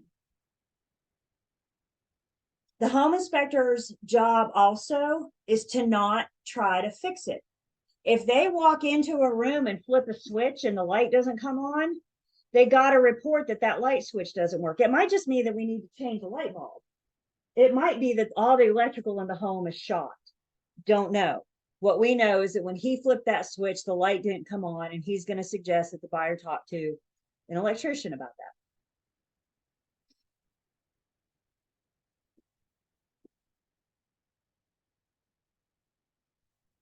Physical inspections by the buyers, various things that we can be looking at. As a buyer's agent, we want to get our buyers in the property as many times as we can. Every time we go in, we may see different things. Are there tenants there? Hopefully the listing agent would tell us if there's tenants in the home. It's been my experience that they don't always do that. Sometimes you walk in the front door and there are tenants sitting there unbeknownst to you. It happens. So telling you that there's tenants in the home, demanding that the tenants leave for a showing, sometimes that's out of the listing agent's control. However, if there is a tenant in place, then the buyer needs to be aware of that, because they buy the property honoring any existing leases. I'm not a surveyor, so I can't identify easements and encroachments, but I can promise you there's almost always going to be an easement on a property. How many of you like power to your home? How many of you like water and your internet? There's some kind of easement getting that service to you. So there is a good chance, and I may not know where the easement lines are, but there is a good chance that there's an easement. Same thing with encroachments. It's a surveyor's job to identify the encroachment, but I can kind of get like an eye view of it. If something looks off to me or if something looks over, then again, it'll help us encourage that buyer to get the survey done. If we go into the property and we notice recent construction or renovations, if the room on the back of the house, the exterior and the interior doesn't quite match the rest of the house, there's a good chance that was added. And that should throw up a little red flag for us and cause us to ask some questions. Did you do this? Were permits pulled? Did you pay the mechanics, for example? Any violations of zoning or restrictive covenants? Again, you guys, we are helping the buyer learn as much as they can about the property. When a buyer goes into the home, they tend to have their rose-colored glasses on. When they go in the home for the first time, they're like, how does this space fit my family dynamics? Can I see us doing Friday night game night here and Sunday brunch here? You and I need to be helping the buyer look at everything else. Again, I'm not the one buying this house, so I can't walk in there talking about, I wonder how my family will be. It's not for me. So help them see things that they're not seeing. Look up, look at walls, look at floors, look around all over. If there's any kind of violation of zoning or restrictive covenants, I can't eyeball it, but I can help them gather that information.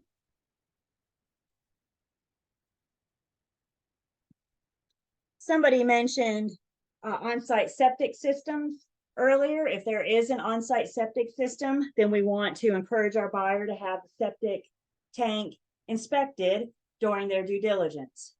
Listing agents, again, voice of experience, prepare your sellers for this. Do y'all know how they do a septic inspection? They bring in the backhoe. And if sellers don't know that's coming and they look out their window and see somebody digging up their yard, they tend to go in panic mode. So let them know this is what happens in a septic inspection. They got to get to the septic tank to inspect it. If your buyer is buying unimproved land, it means it's not been plumbed. We don't have electricity. We don't have plumbing for water. It is raw land. And if your buyer's buying this and we're not in an area that it can connect and they want to build, and we're not in an area that they can connect to public sewer, then during their due diligence, they're going to want to have a PERC test, PERC test done to make sure that the land and the soil can support an on-site septic system. Because if they want to build a house, they need to make sure that they can get that addressed again during their due diligence. If it is improved, then it's already been plumbed. We got electricity and utilities. Now we just need to come and build a house.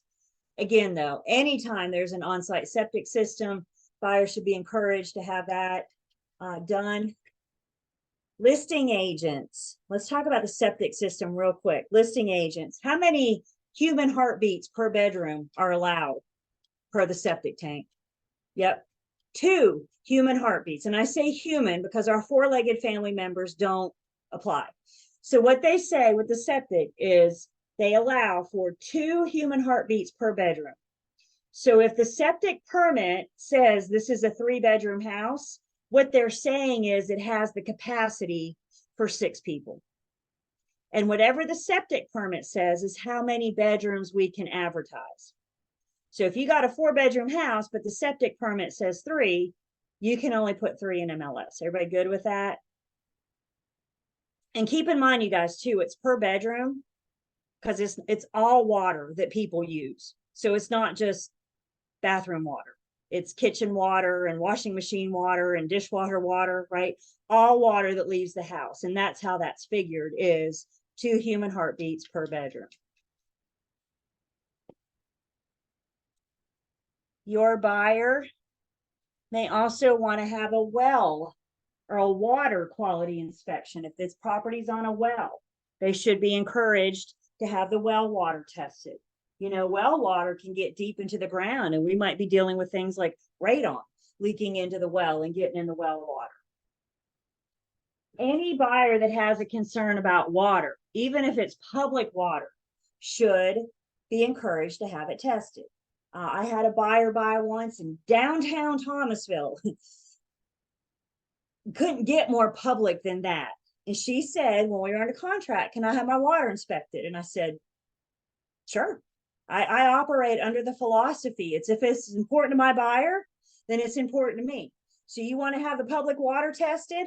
By all means. Y'all, she was a nurse in a trauma unit. She said she has seen things that public water damage and long-term cause at public water. She wanted to know. I said, great, let's do it. So any concerns, encourage them to have that tested. Most of this can come from our home inspector. A home inspector is a great place to start, especially with some of these other additional inspections. Lead-based paint. If the home was built prior to what year? 1978. 1978. When it comes to lead-based paint, that is our magic year. So anything built prior to 1978 for home, for sale, or for rent, we need to include the lead-based paint hazard addendum. We also need to provide the EPA's lead in your home pamphlet. You can get that through your firm. We can get that through EPA. Just Google EPA lead, and it'll take you there as well. Understand, we're not telling buyers this home was built prior to 1978, so it has lead in it. What we're saying is, because this home was built prior to 1978, it may have lead in it. And what the brochure does is it helps educate the buyer and tenants about possible concerns with any lead in the home.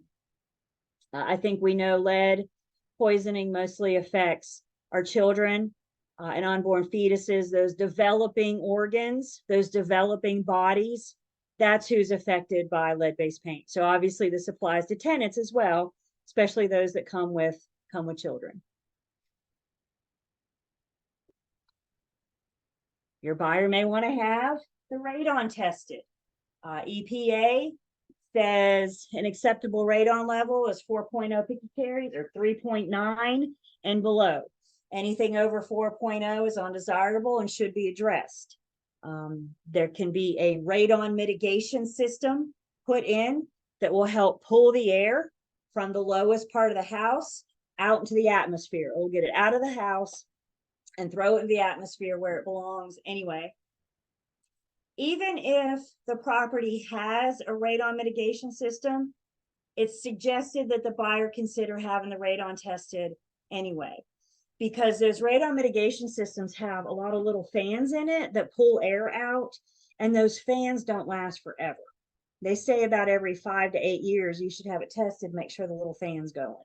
So even though, and again, this happened to me, buyers looking at a house, we in the basement and saw the radon mitigation system. Like, we pointed at it, we had a conversation about it. And I said, it can't hurt. And they said, all right, we'll do it. And they came back at like 6 point something. So I called the listing agent called the seller called their radon guy came out, and guess what? The little fans had worn out. They stopped working. He fixed it, changed the fans, retested, and now we're back down to like 2 point something. Had we never had it tested, though, we wouldn't know. Radon is odorless, it's colorless. You don't know it's there unless you have it tested. Asbestos was also banned in 78, so older homes might be dealing with asbestos. Asbestos itself isn't necessarily a concern. It doesn't become a concern until it becomes friable.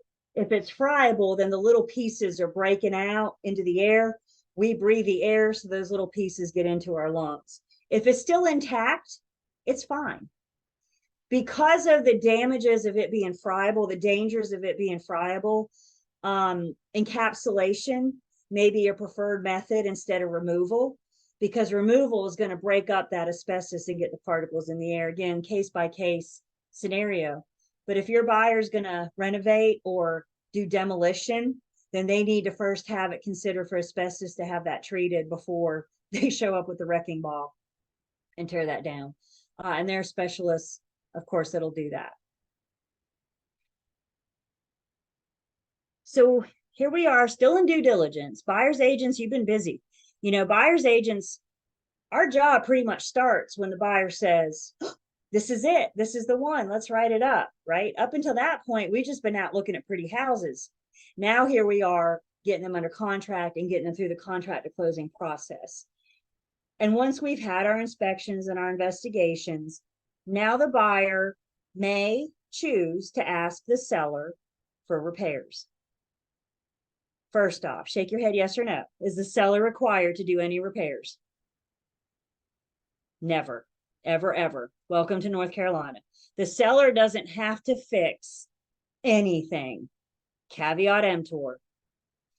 If the seller agrees to do anything, if they agree to change a light bulb, we say, thank you very much, understanding that they were under no obligation to do that.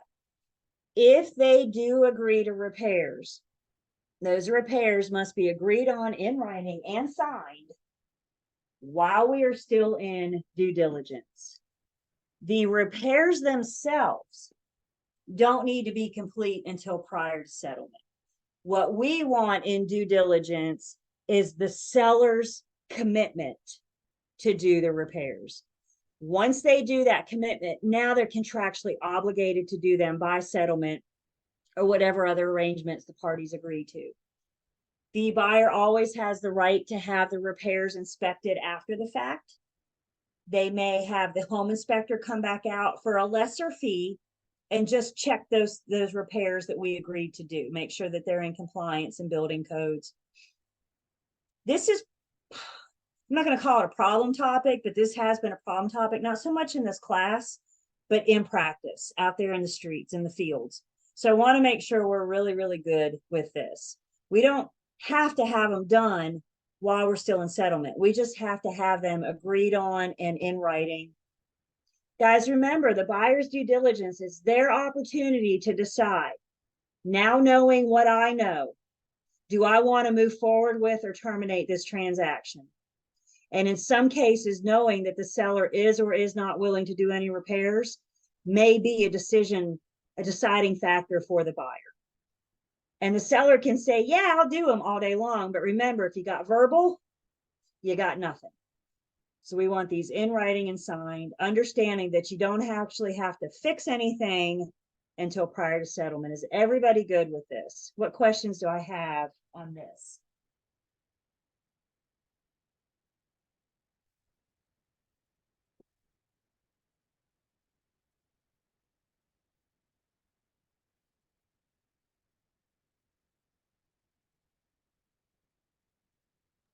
I'd like to know if you have any examples of what something that sellers generally agree to repair. Have you had that experience where you've had to ask for repairs? Oh yeah. Oh yeah. And I mean, it could be anything from, I mean, addressing the entire electrical in the house to fixing the insulation, repairing the insulation that have fallen down in the crawl space and everything in between, Addie. I tend to look at my buyers and tell them that, you know, there's going to be problems. There's going to be 60 pages of problems, and we're not turning the whole home inspection over to the seller. I don't know a faster way for the seller to say no if we say fix it all, you know. So we need to be selective. We need to choose what we want to ask for. And I tell my buyers that their concerns, what they need to really consider are structural and safety, because you know, those are the things that, you know, could affect a family living there or whatever. Again, whatever they want to ask for, they can. But you, as the buyer's agent, need to let them know that the seller could agree to do all of it, none of it, or some of it. And that's their right. Okay. Trying to think of the craziest repair I've had. I guess nothing just off the wall. I'm sure there's one out there if I think about it. But some buyers, some things are more important to some buyers than others. You know what I'm saying? Cosmetic stuff isn't going to fly. Painting a room the color you like isn't a repair. You know, taking down the wallpaper. I've had that. I have had that. I had a buyer ask my seller if he would take down the wallpaper in the dining room. He's like, no. And she's like, but it's tacky. And he's like, then she can take it down. I'm like, I'm with you. I mean, that's a cosmetic thing.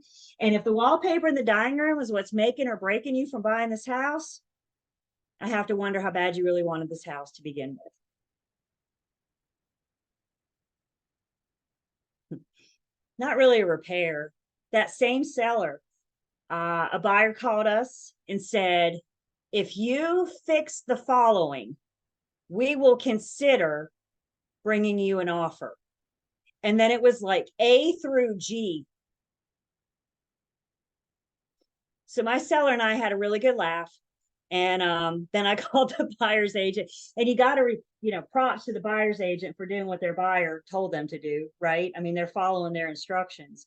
But yeah, I'm like, yeah, no, if you want us to do A through G, then you're going to bring us an offer first. This is how this works. We never heard from them again. So that was that.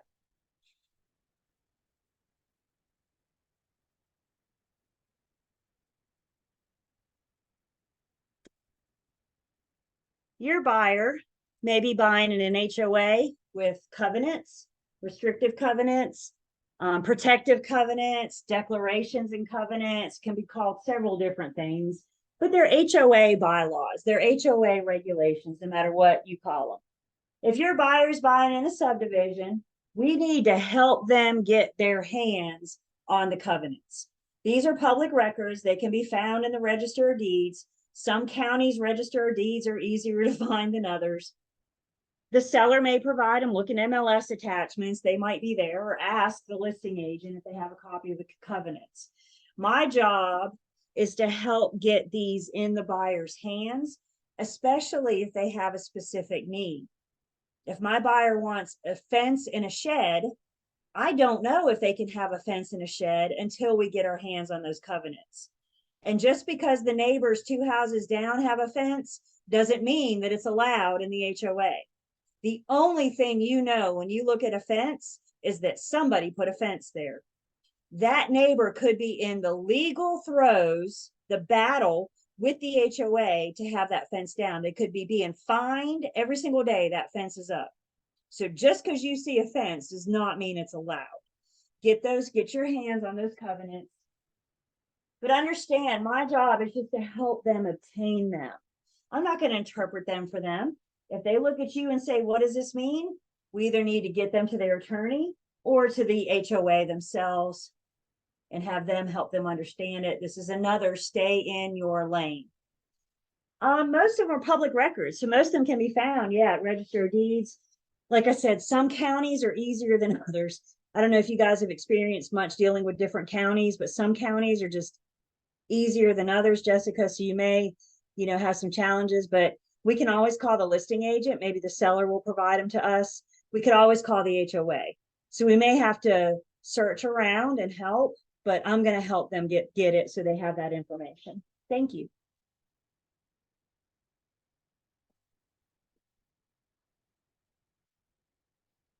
We mentioned zoning, making sure, again, if your buyer has a specific use, making sure that zoning will allow it. Your buyer may want to buy the home and then convert the garage into a hair salon. Well, that's fine as long as it's not zoned residential. Your buyer may want to open a daycare. That's fine as long as it's not zoned residential. So if they have a specific use, we need to help them, help point them in the right direction to learn whether or not zoning will allow that use.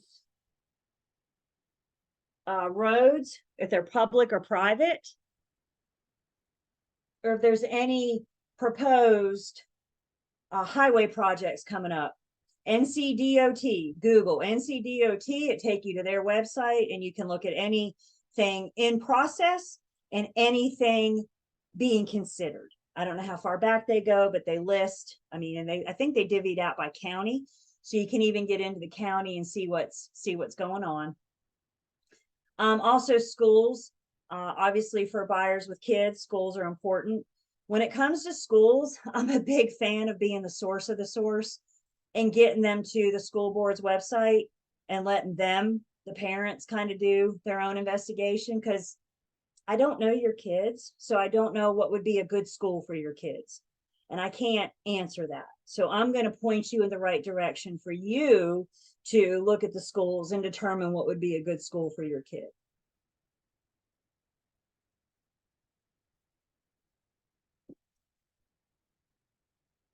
So these are things that the buyer should consider doing during their due diligence. Well, also during the due diligence, remember those gears? We got other people working for us as well. Once we go under contract, we did our mini celebration. You got the contract to the lender, buyer's agent. You got the contract to the lender ASAP. In the next breath, go ahead and get that contract to the attorney so they can start on their thing. We need to schedule settlement anyway for the hopeful, fingers crossed, date that's agreed on in the contract. But we also want the attorney starting on the title search. The attorney is going to do a very thorough investigation of the title search and find everything that could affect the title. Remember, their duty, their responsibility is to the buyer. And as their client, they want to ensure that they're handing their buyer that clear marketable title. So the attorney is going to do the title search, various things that they're looking for. They want that good record of title, at least through that chain of conveyance. So they're going to do a research on the deed, and they're going to make sure, give me just a second to make sure I say this right, that the grantor on this deed matches the grantee on the previous deed. And the grantor on the previous deed matches the grantee on the previous deed. That's that chain of conveyance. They want to make sure that it all links up, that there's no kinks in the chains from deed to deed to deed. Any encumbrances, of course, most homes have some kind of encumbrance. Most properties have an outstanding lien on it. We're going to pay that off before we pay the seller. The attorney's going to pay off those liens and then record a lien satisfaction showing that it's been paid off before they record the buyer's new deed. Deeds of trust. In North Carolina, we're just awfully fancy, and we call the deed of trust is just our mortgage. So if there's a mortgage or a lien on the property, any judgments on the property, easements, and then title defects. So the attorney's looking, when I say they're doing a thorough search, I mean, they're doing a deep dive on this property to find everything to make sure that it's cleared up before that deed changes hands and the buyer's new deed is recorded. Like we said earlier, if they do find something, then we got to get it cured by the seller prior to settlement. So if there's outstanding liens, we're going to get those paid off. If there's something else, maybe that chain of conveyance doesn't work out. Maybe there was a person that should have signed something 50 years ago and they never showed up and this attorney discovers it. It could be as random as that. The attorney's going to do what they need to do to get that cleared. It might even be that the attorney and the seller stand in front of a judge and ask for a quiet, what's called quiet lawsuit to settle this issue.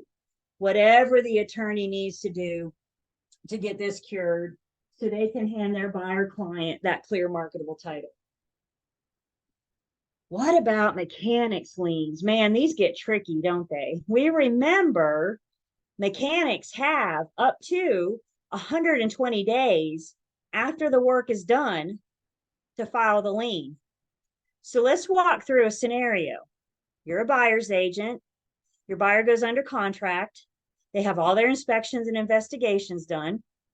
They ask the seller for repairs. The seller says, sure, I'll fix it. I'll be happy to, no problem. They fix it.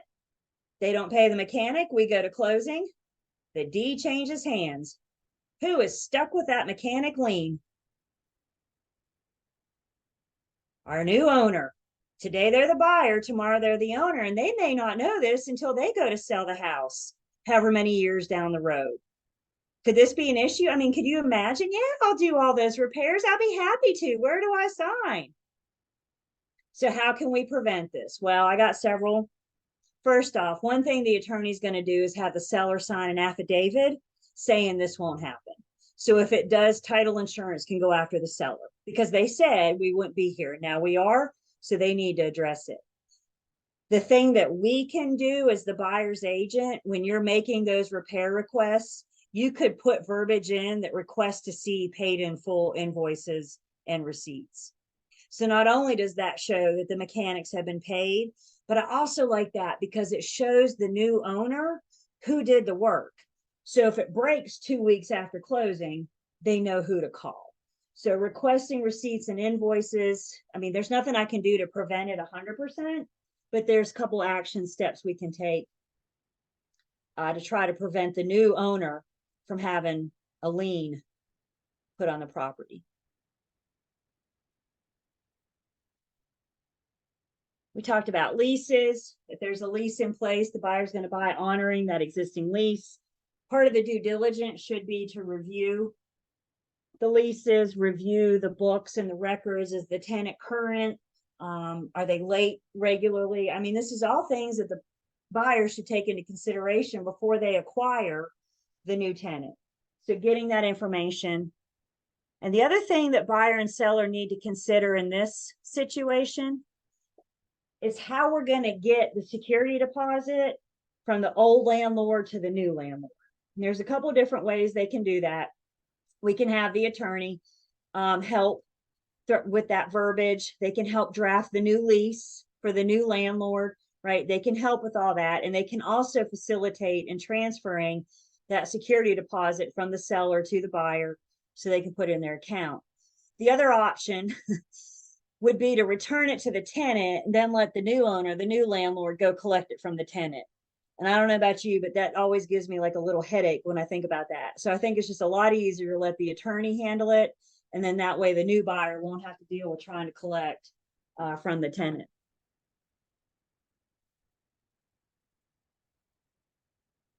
We're getting closer and closer to closing. Awfully close now. We're going to talk about EMD as our earnest money deposit. We'll talk about that more in chapter 11 when we get back to it. But with the earnest money deposit, if the real estate firm is holding the earnest money, at some point prior to settlement, we got to get that earnest money from the firm to the attorney's office. Now, obviously, if the attorney's acting as the escrow agent, it's already there. We don't need to do anything. So this only applies. Is anybody's firm has a trust account? Anybody? Those of you that are active? Yeah, not many of us are doing that anymore, but there's still a handful out there. So if you affiliate with a firm with a trust account, just follow their procedures. One thing that the commission rule tells us is that you can't transfer that earnest money deposit earlier than 10 business days prior to settlement to the closing attorney. So that is the regulation. Other than that, just check with your firm's policy. How we get that earnest money deposit from the real estate firm to the attorney can happen in one of two ways. Either the agent takes a check with them to settlement. They take the check from their firm to the closing attorney, and then the attorney puts it in their escrow so they can pay out everybody's proceeds. Or nobody touches money, and instead we deduct the earnest money from your commission. And then when you get back to the firm, they transfer that earnest money from your trust account to the operating account, so they've collected the full commission. So let's walk this through real quick, because I don't want anybody to think you're not getting paid your full commission. I'm going to pay you your full commission. So let's say you go to this closing and you're going to get a commission of $3,000. I'm just making numbers up. So your commission is $3,000. And the earnest money is $1,000. That means after settlement, after that deed's recorded, the check, the amount of the check that you go get from the attorney's office is only going to be for $2,000. You take that $2,000 back to your firm transfers the earnest money from the trust account to the operating account. And now how much commission do we have? $3,000. Again, this is up to firm's policy, how they want to handle it. This way is the newfangled fashion way of doing things. And seriously, less money, less people have to touch the money. You don't have to drive money all over town from the firm to the attorneys. It's less risky. And then that way we can just handle it all at settlement. When we do our closing disclosure math, we're going to look at the math on how this needs to show up on the settlement, because if your firm has an earnest money, this second way has become the more common way. So we need to make sure that our closing disclosure reflects that accurately. Questions on that?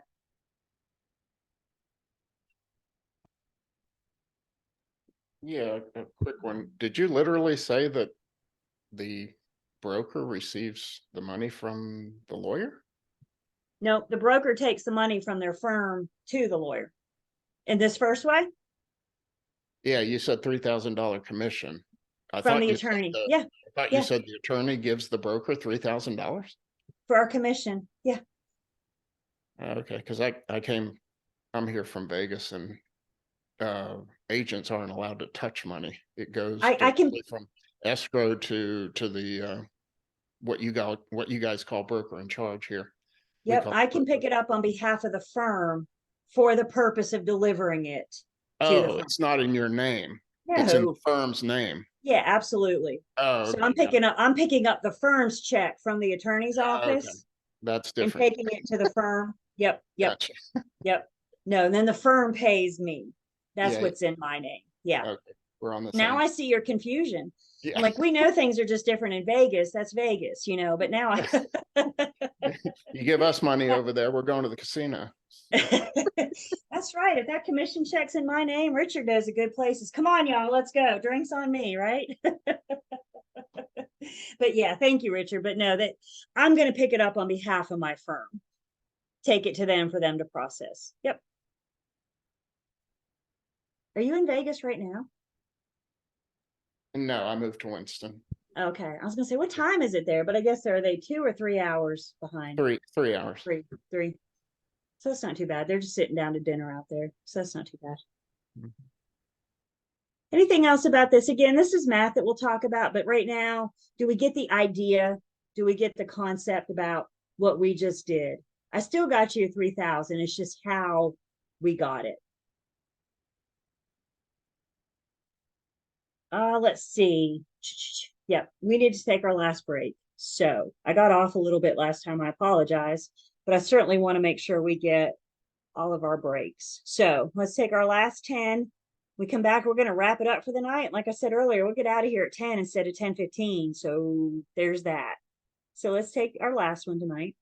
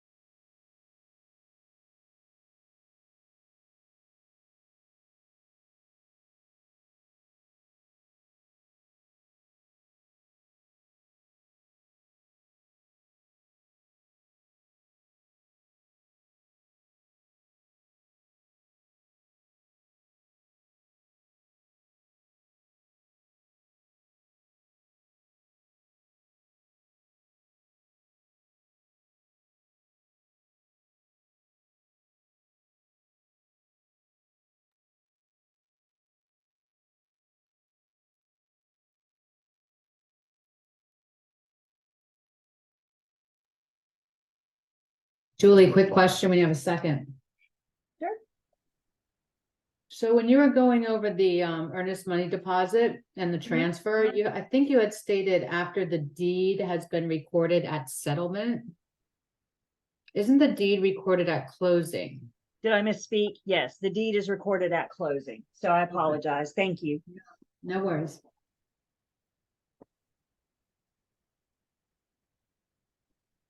All right. We good for the last 33 minutes? Roughly? You guys doing jumping jacks or something in between? I don't think I've sat down because we started, because I knew as soon as I sit down, I know exactly what's going to happen. So I just have stood up, stayed up. Again, you guys, this last 30 minutes or so, if you need to get up, move around, please feel free to do so. It's a night class. I get it. Just don't go too far. All right. So we've addressed the earnest money if the real estate firm has it. But as we've seen now, those of you going into property management, you got to deal with a trust account. You're not dealing with earnest money, but you got to deal with the trust account. So property management firms are going to have a trust account because you got to hold a security deposit. Sales firms, though, there's a lot of liability with the trust account. And for those of you that have been licensed long enough and you start getting the e-bulletin from the Real Estate Commission once a month, if you get, our first one should be coming out like December 1st in a few days. And part of the e-bulletin is the disciplinary actions. Do you guys go there first? Who got in trouble for what kind of thing? And it used to be that the disciplinary actions were trust account, trust account, trust account, trust account. And one day sales firms said, wow, that's a lot of liability. I don't want to do that anymore. So we let the attorney, because the attorney has to have a trust account to pay everybody at the end of closing. So we said it'd be much easier if the attorney hangs on to the trust account and the earnest money deposit. So here we are. But some of your bigger national brands may still have a trust account. So if you go up, you may deal with it. Closer and closer. Attorney is the one that arranges for title insurance. Again, title insurance is issued based off of the attorney's opinion of title. So only then will title insurance release the policy. Title insurance, there's actually two policies. One for the buyer to protect them, to protect their title for as long as they own the property. If the buyer comes with a lender, then the lender's going to have a policy as well that will cover the lender's interest until the loan's paid off. Once you pay that loan off, the lender no longer has an interest in the property. So that policy, it's a diminishing policy for the lender, and it lasts as long as there's an amount due on the property. What it does, title insurance covers the new owner from errors of the past. Things that previous owners did that affected the title that wasn't or couldn't have been discovered during the title search. So for example, if it's discovered after closing that a previous document was forged, you're not going to find that on a title search, or the attorney's not going to find that on a title search. It's going to come up somewhere else. And that would be the reason, that would be an example of why title insurance kicks in. We mentioned the survey a few minutes ago. If your buyer waives the survey and then later an encroachment, for example, is discovered, the buyer's going to call the title insurance company first, and they're going to say, we need you to fix this. And title insurance is going to say, had you done the survey, we discovered this before settlement and taken care of. No, we're not going to cover you. We're not going to help you. Title insurance, the buyer gets to pay for both policies, theirs and the lender's, but they only pay for it one time at settlement. It's not like your homeowner's insurance that you have to pay every year or whatever, your car insurance every 6 months. It's a one and done. And then the buyer's covered for, like we said, as long as they own the property.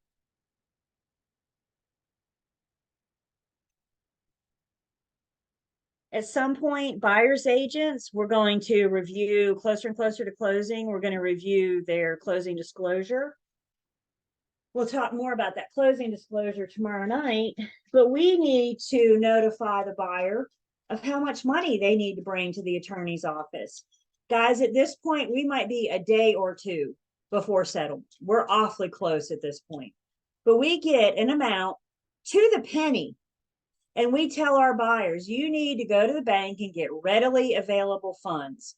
No, your buyer cannot bring a personal check to settlement. Nobody wants to wait 3 to 5 business days for that thing to clear. So what we need in order for this to happen is readily available funds. Wire transfer, cashier's check. What are you going to do? It may be the preference of the attorney. So if you're not familiar with this attorney, if it's your new, pick up the phone and call them, or call their paralegal and say, my buyer's bringing X amount tomorrow. How would you like them to bring that money? And the attorney will let you know their policy. Again, you tell your buyer, go to the bank or do a wire transfer for X amount. So that'll come again with our closing disclosure tomorrow night, and more on that, how we can help that buyer come up with that amount to the penny. After settlement, understand the loan package. First off, the loan package obviously comes from the lender. And the lender just doesn't send the loan package to the attorney and says, here you go. The lender sends the loan package to the attorney with instructions, detailed instructions about how they want their loan package handled. When the buyers leave settlement, the attorney sends that signed loan package back to the lender for final approval.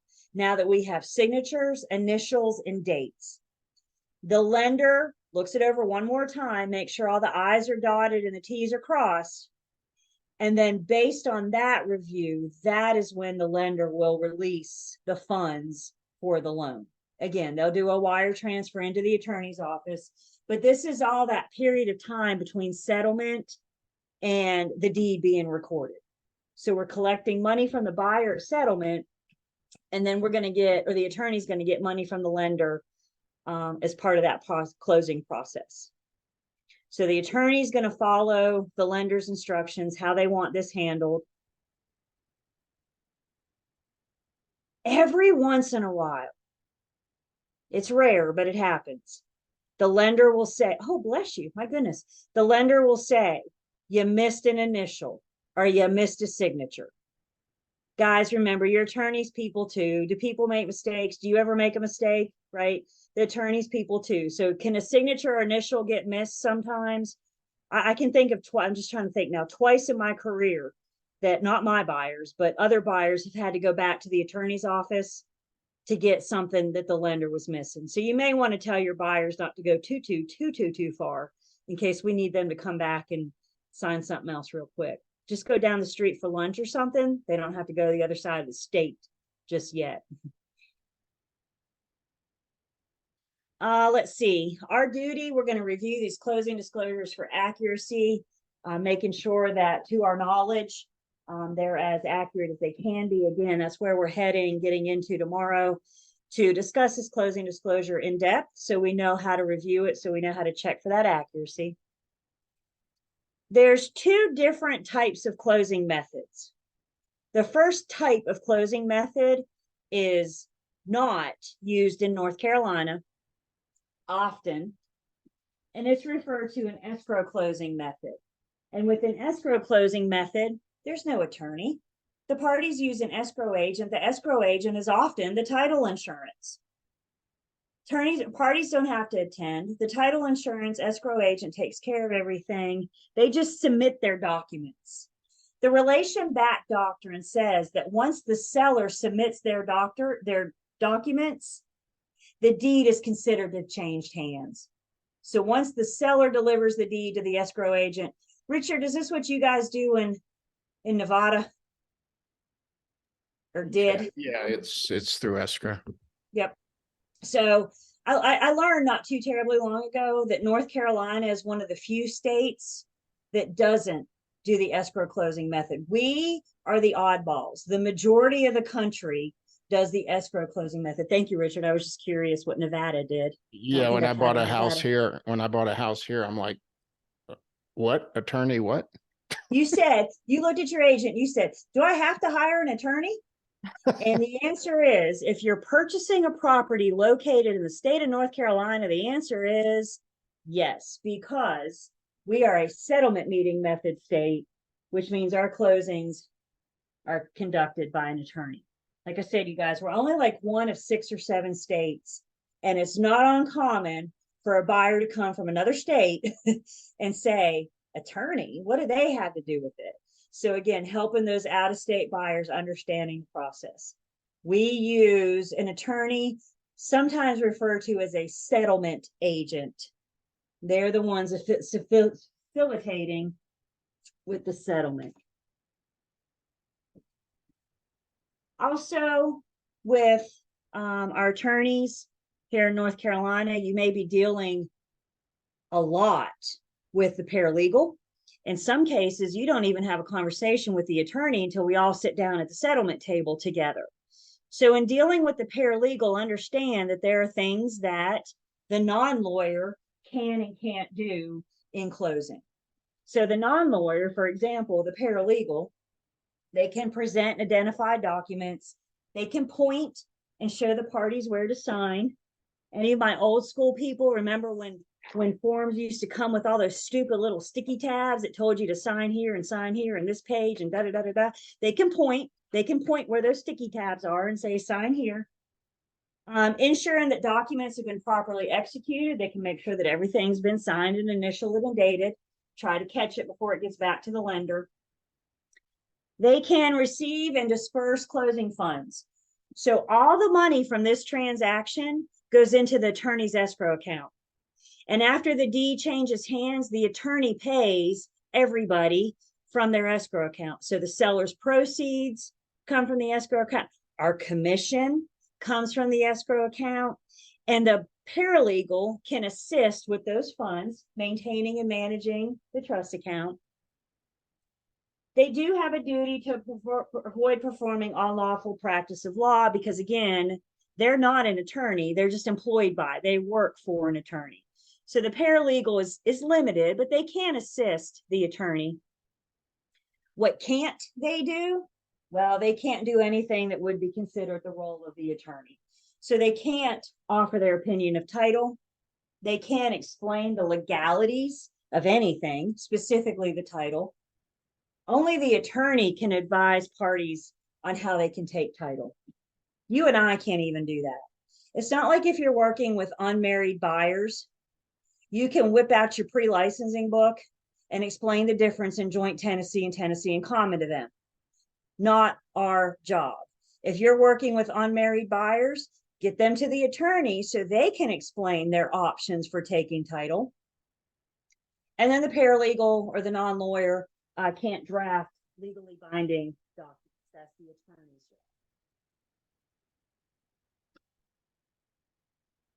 job. So, who attends settlement? Well, buyers almost always need to be there. There may be a rare circumstance where we need to do what's called a mail away closing. Whether or not that's allowed is going to come down to the lender and the attorney. And hear me when I say rare circumstance. Just because the buyer can't get off work, that's not going to issue. That's not going to be if they can't get here. I had buyers once, and when I met them, they were active military. She was currently stationed in Italy. He was in Japan. I showed them homes by recording because we're on 3 different time zones, y'all. So I showed homes. I'd go in and take video, show them homes. They'd watch the video, tell me what they think. It was an adventure for all of us. Closer to closing, she came stateside. She came over and she was stationed in Maryland. He couldn't get out of Japan. That's fine. She got full power of attorney for him so she could sign on behalf. 2 days before settlement, her sergeant said, I can't release you to go to North Carolina. That was considered an extenuating circumstance. lender and attorney allowed us to do a mail away closing. What can we do? He's in Japan. She can't get released from Maryland. What do you do? So that's what I mean by extenuating circumstances. And let me tell y'all, she had to find a notary on base to sit in front of. And when I say the lender sent detailed instructions, I mean, it's like trying to read stereo instructions or something. It was point by point. This is exactly step by step how I want you to handle this package. So at least they don't leave anything up to uncertainty. At least they know very clear about their expectations. So almost always the buyer's going to attend. Buyer's agents, we need to go to settlement with them. Come on, we've been with them since day one. Y'all going to bail on them now? See it through to the end. If nothing else, as buyer's agents, we can be that comforting person face that they've known throughout the whole transaction. We've been by their side. We have a duty to see this thing to the end. Go to closing with your buyers. Sellers may or may not attend settlement. Sellers have a choice. They can either attend settlement and sign everything, or they can have their documents signed in front of a notary before settlement. Listing agent, you can then deliver it to the attorney along with the key or some kind of means of the property to be delivered to the buyer after closing.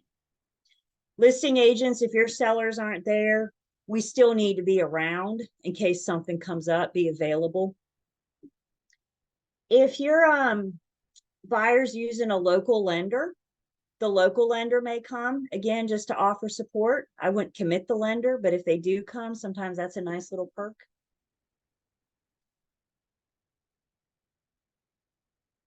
Where settlement happens, doesn't really matter. It's up to the attorney, it's up to the buyer. Most of the time, settlement happens at the attorney's office. Some attorneys are mobile attorneys. Some attorneys don't have a physical office. So they may come to the firm, the real estate firm. We may rent the conference room out and have settlement there. There's an attorney in Greensboro that works out of her home. So settlement happens at her dining room table. You show up, knock on the front door, ring the doorbell, and she, let you do settlement. So the location doesn't matter, just so long as we get that document signed. Let's see. Jessica says, at what point in the process would you advise them to talk to Lori about taking this? And does it affect any other part of the broker's process if no complications? I would tell them, Jessica, so I would start having this conversation with them, like when I meet them and we're out looking at property, right? So we know that this is coming. I know you guys aren't married. I don't know much, but I know you can't take it by Tennessee by the entirety. So once we can kind of start the conversation.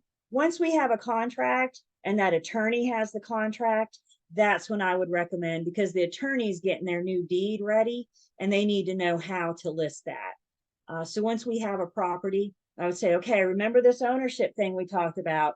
Let's schedule a 5-minute conference call with the attorney so they can explain the difference in joint tenancy and tenancy in common. Let's see, and the second part, and does it affect any other part of the broker's process? Of nah, just making sure that we're pointing everybody in the right direction, getting them the answers that they need, and staying in your lane. I cannot stress that enough. Stay in your lane. Real estate is a double yellow line on both sides. No dots. Let's see. Review of the documents, we've talked about that. The North Carolina Good Funds Settlement Act says that no funds will be dispersed until closing. So agents, we're not going to get paid at settlement. We get paid after that deed is recorded. Please do not look at the paralegal and say, give me my check. Typically what happens is the attorney, and all attorneys are different. Some record in batches. Some may record each transaction. Some may do a couple batches a day. So they're all a little bit different. Once we leave settlement and the attorney records, and it's a done deal, agents, we get an email, and it's my favorite email in this industry, period. And that email says, it's so simple and sweet. We are on record. I translate that to come get your check, because now we know it's a done deal. You can give your buyer their keys, you can come get your money. But again, that's what this act says, is that nobody is going to be paid at settlement. We're all going to be paid after the deed's recorded, after closing. And then after settlement, again, just this period of time between settlement and closing, the attorney's doing that title update. They're going to record the deed.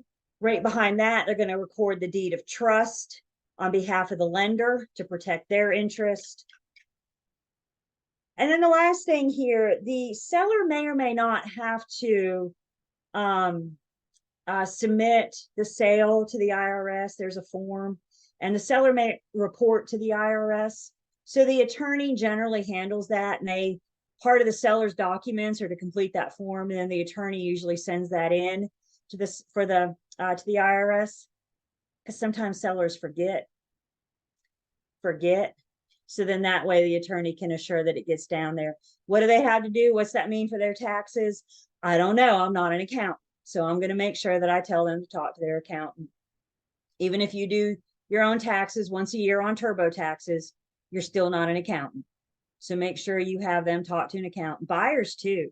Buyers agents, the first year of home ownership, especially first-time buyers, they need to know the different breaks and tax benefits they can get for home ownership. So have your buyers talk to their accountant with that process. So that's just it. Can I ask a We just went question? under contract and went to closing in like 2 hours. Yes, sir. So in Nevada and California, it's not legally mandated to record. Is that the same case here? Nope. You must Gotta record here? record. The attorney, Oh. yep. That's the very last act. Okay. Yep. The very last thing the attorney will do is hit record. They get confirmation back from the Register of Deeds. And then we get that email that says we are on record. Okay. Again, some attorneys are different. If you don't know this attorney, if you're not familiar, just ask. When can I expect to be notified? Is it going to be before lunch? Is it going to be before 5 o'clock? I mean, I had one attorney, my buyers and I were sitting there, and he gathered the paperwork and said, okay, he said, can you guys hang out for 10 minutes and I can get this? And we were like, yeah. He said, y'all want some water? I mean, this is the attorney, y'all. So he brought us some water, and 10 minutes later, he came back and said, we're on record. Here's your key. Here's your check. I was like, sweet. One attorney. Everybody else will make you come back. But you know what? It's worth it, because you're going back for that check. What other questions or comments do I have?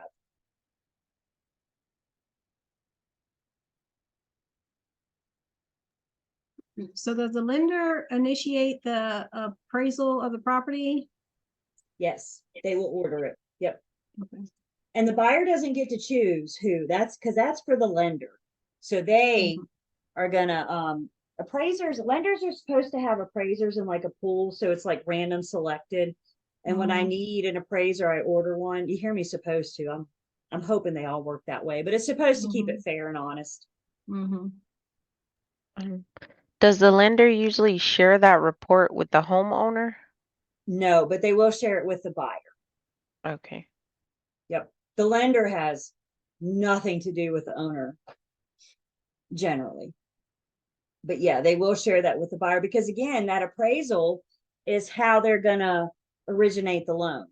So the loan amount is going to be on the sales price or the appraisal amount, whichever is less. So without that appraisal, it just kind of gives the lender another idea of making sure that their money's being used, you know, for a good purpose, put towards good use.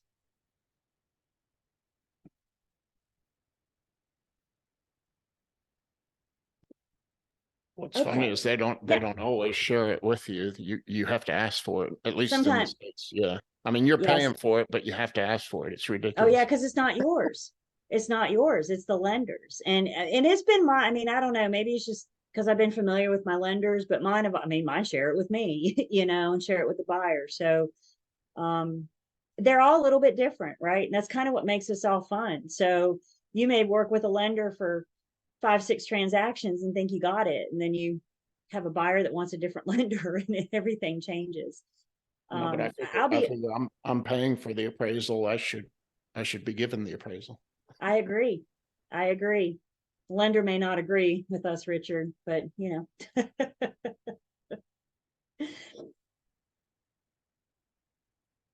Well, we hang on, don't go anywhere, but we're at the end of this section. So what do we have to look forward to tomorrow night? Well, tomorrow we got to talk about RESPA and TRID a little bit, and then we're going to start getting into our closing disclosure. Does everybody, and I may want to reword this question, but let me start it this way. Does everybody have the ability to print? And let me word this another way. Does anybody not have the ability to print, either at home or at the office? How many Everybody- sheets are we talking? Like 2. Oh, yeah.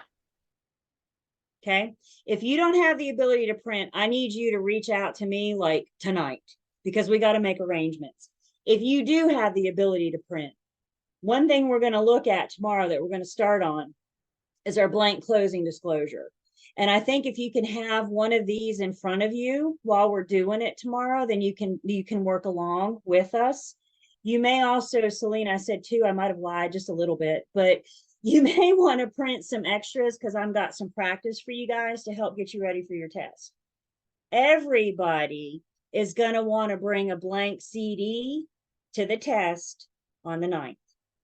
So whether or not you want it for practice or not, that's entirely up to you. What I need to know is that everybody can get one of these for the exam. And I keep saying the 9th. Is that right? Our exam is on Saturday, the 9th. So I need everybody to be able to get a copy of these. Again, if you want it tomorrow, fantastic. But what I need is for you to get one for your exam so you can get through your test with this. So if you can't, that's fine. Just let me know. We'll work arrangements. I'll either have Lane leave it at where you guys picked your book up, or if you're not in Winston, we can mail it to you. But I need to know, and I need to know like today or tomorrow. Please don't wait until Friday night on the 8th and say, Julie, I can't get a blank CD. There's nothing I can do for you then, but I can get you one if you let me know today or tomorrow. Is that fair? Is everybody good with that? So the blank CD, I'm in our online learning system. And if we look in the section 4 material, right under the section 4 material is a blank CD. If you want to print it front and back, that's fine. Actually, that's how I prefer mine instead of 2 pages. So if you can do front and back, I think that's a little easier, but 2 pages will work as well. So we're going to start here. Well, we're going to get into this tomorrow and start talking about it. Again, I think it's better for you guys if you have it in front of you. Obviously, if we were in person, I would hand every single one of you one, but we're not, so I can't. So make sure you can get it. Questions or comments on that? And if you haven't accessed the online learning system, then you need to, so you can get the CD.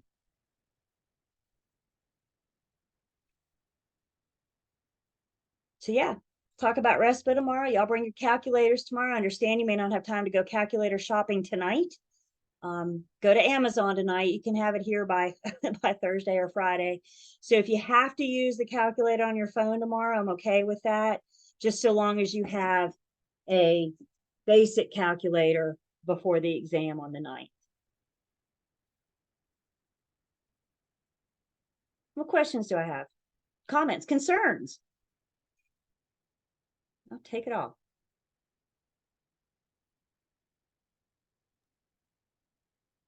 What all types of operations does the calculator have to do? Add, subtract, multiply, divide. And that's Oh, it. okay. Yep. Percent key. I think they call this a 10 key calculator because you got 1 through 9 and 0, and that's like it. And if you're calculator shopping and you're not sure the calculator works, just shoot me a picture. I'll be happy to say if it's good or not. But you can't. You guys remember in high school we had like those TI 84s or whatever those big honking things were, and they could store. You could put stuff in it and formulas and memory. Yeah, no, you can't use that for the exam. Yeah, no, Darren, nope. So we need a basic calculator. And so many times students come and say, well, I don't know how to store. Well, you may not, but your calculator does. So that's the no-no. Addie, yep, that looks good. I like those big buttons. You can see that pretty easily. Sometimes my big old clunky fingers get in the way, so make sure that the keys aren't so small. Right. I need to see and not push the wrong buttons. You know, because I get it. The first little Mhm. calculator I bought was like half this size. I thought I was saving money. Like, yeah, no. So I had to go back and buy another one. What are you gonna do? Maybe I'm getting ahead of myself, but with regard to the test, I mean, how are you guys proctoring it? How do you monitor what calculator we're using? Because you and I do a little check-in before Okay. your exam. So I say, Richard, show me your calculator, show me your blank scratch paper, show me that your phone is off, right? We do a little one-on-one time before we actually begin the exam. And we'll talk about like next week, but for test day, you guys log on to Zoom like you always do. And then we'll give you the link for class marker. Again, just don't forget our test is that Saturday, the 9th, not a weeknight. Well, I'm doing the home inspection Friday. Nice. So it'll be my first one. Anything you want to tell me? You know, again, I would go into it. What's important to your buyer? You know, Mhm. what's their concern? Are they like worried about, like I said, safety, structural, electrical? Because if you Mhm. know what's important to your buyer, then you can make sure you address those specifics with the home inspector. Mhm. You and your buyer should meet the home inspector after the inspection. Let them do their job. Don't get into their way, under their feet, you know, but afterwards, Mhm. because a lot of times, according to North Carolina Home Inspector Licensing Board, the Mhm. way they write that report up sometimes is a lot more scary than what it actually is. So if the home inspector can stand there with you guys and say, this is what the report's going to say, but really this is what we're dealing with, you know. So just I think being there and being able to have a conversation with the home inspector, and again, making sure you address specifically what's important to your buyer. Mhm.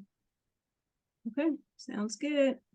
It's always interesting. And you know, guys, every Mhm. single property is different. So it's Mhm. always, you know, when you think you've seen it all, the home inspector is bound to find something else. Mhm. What else? One night down, 5 to go. We made it, right? Woo! Everybody got a big day tomorrow, busy day tomorrow. Yep, yep. So sleep fast. Have a good day tomorrow. We'll start right at 5:15 tomorrow night and get at it. All right, thank you. Yep, I will. Thank you guys. Good night. Bye. Good night.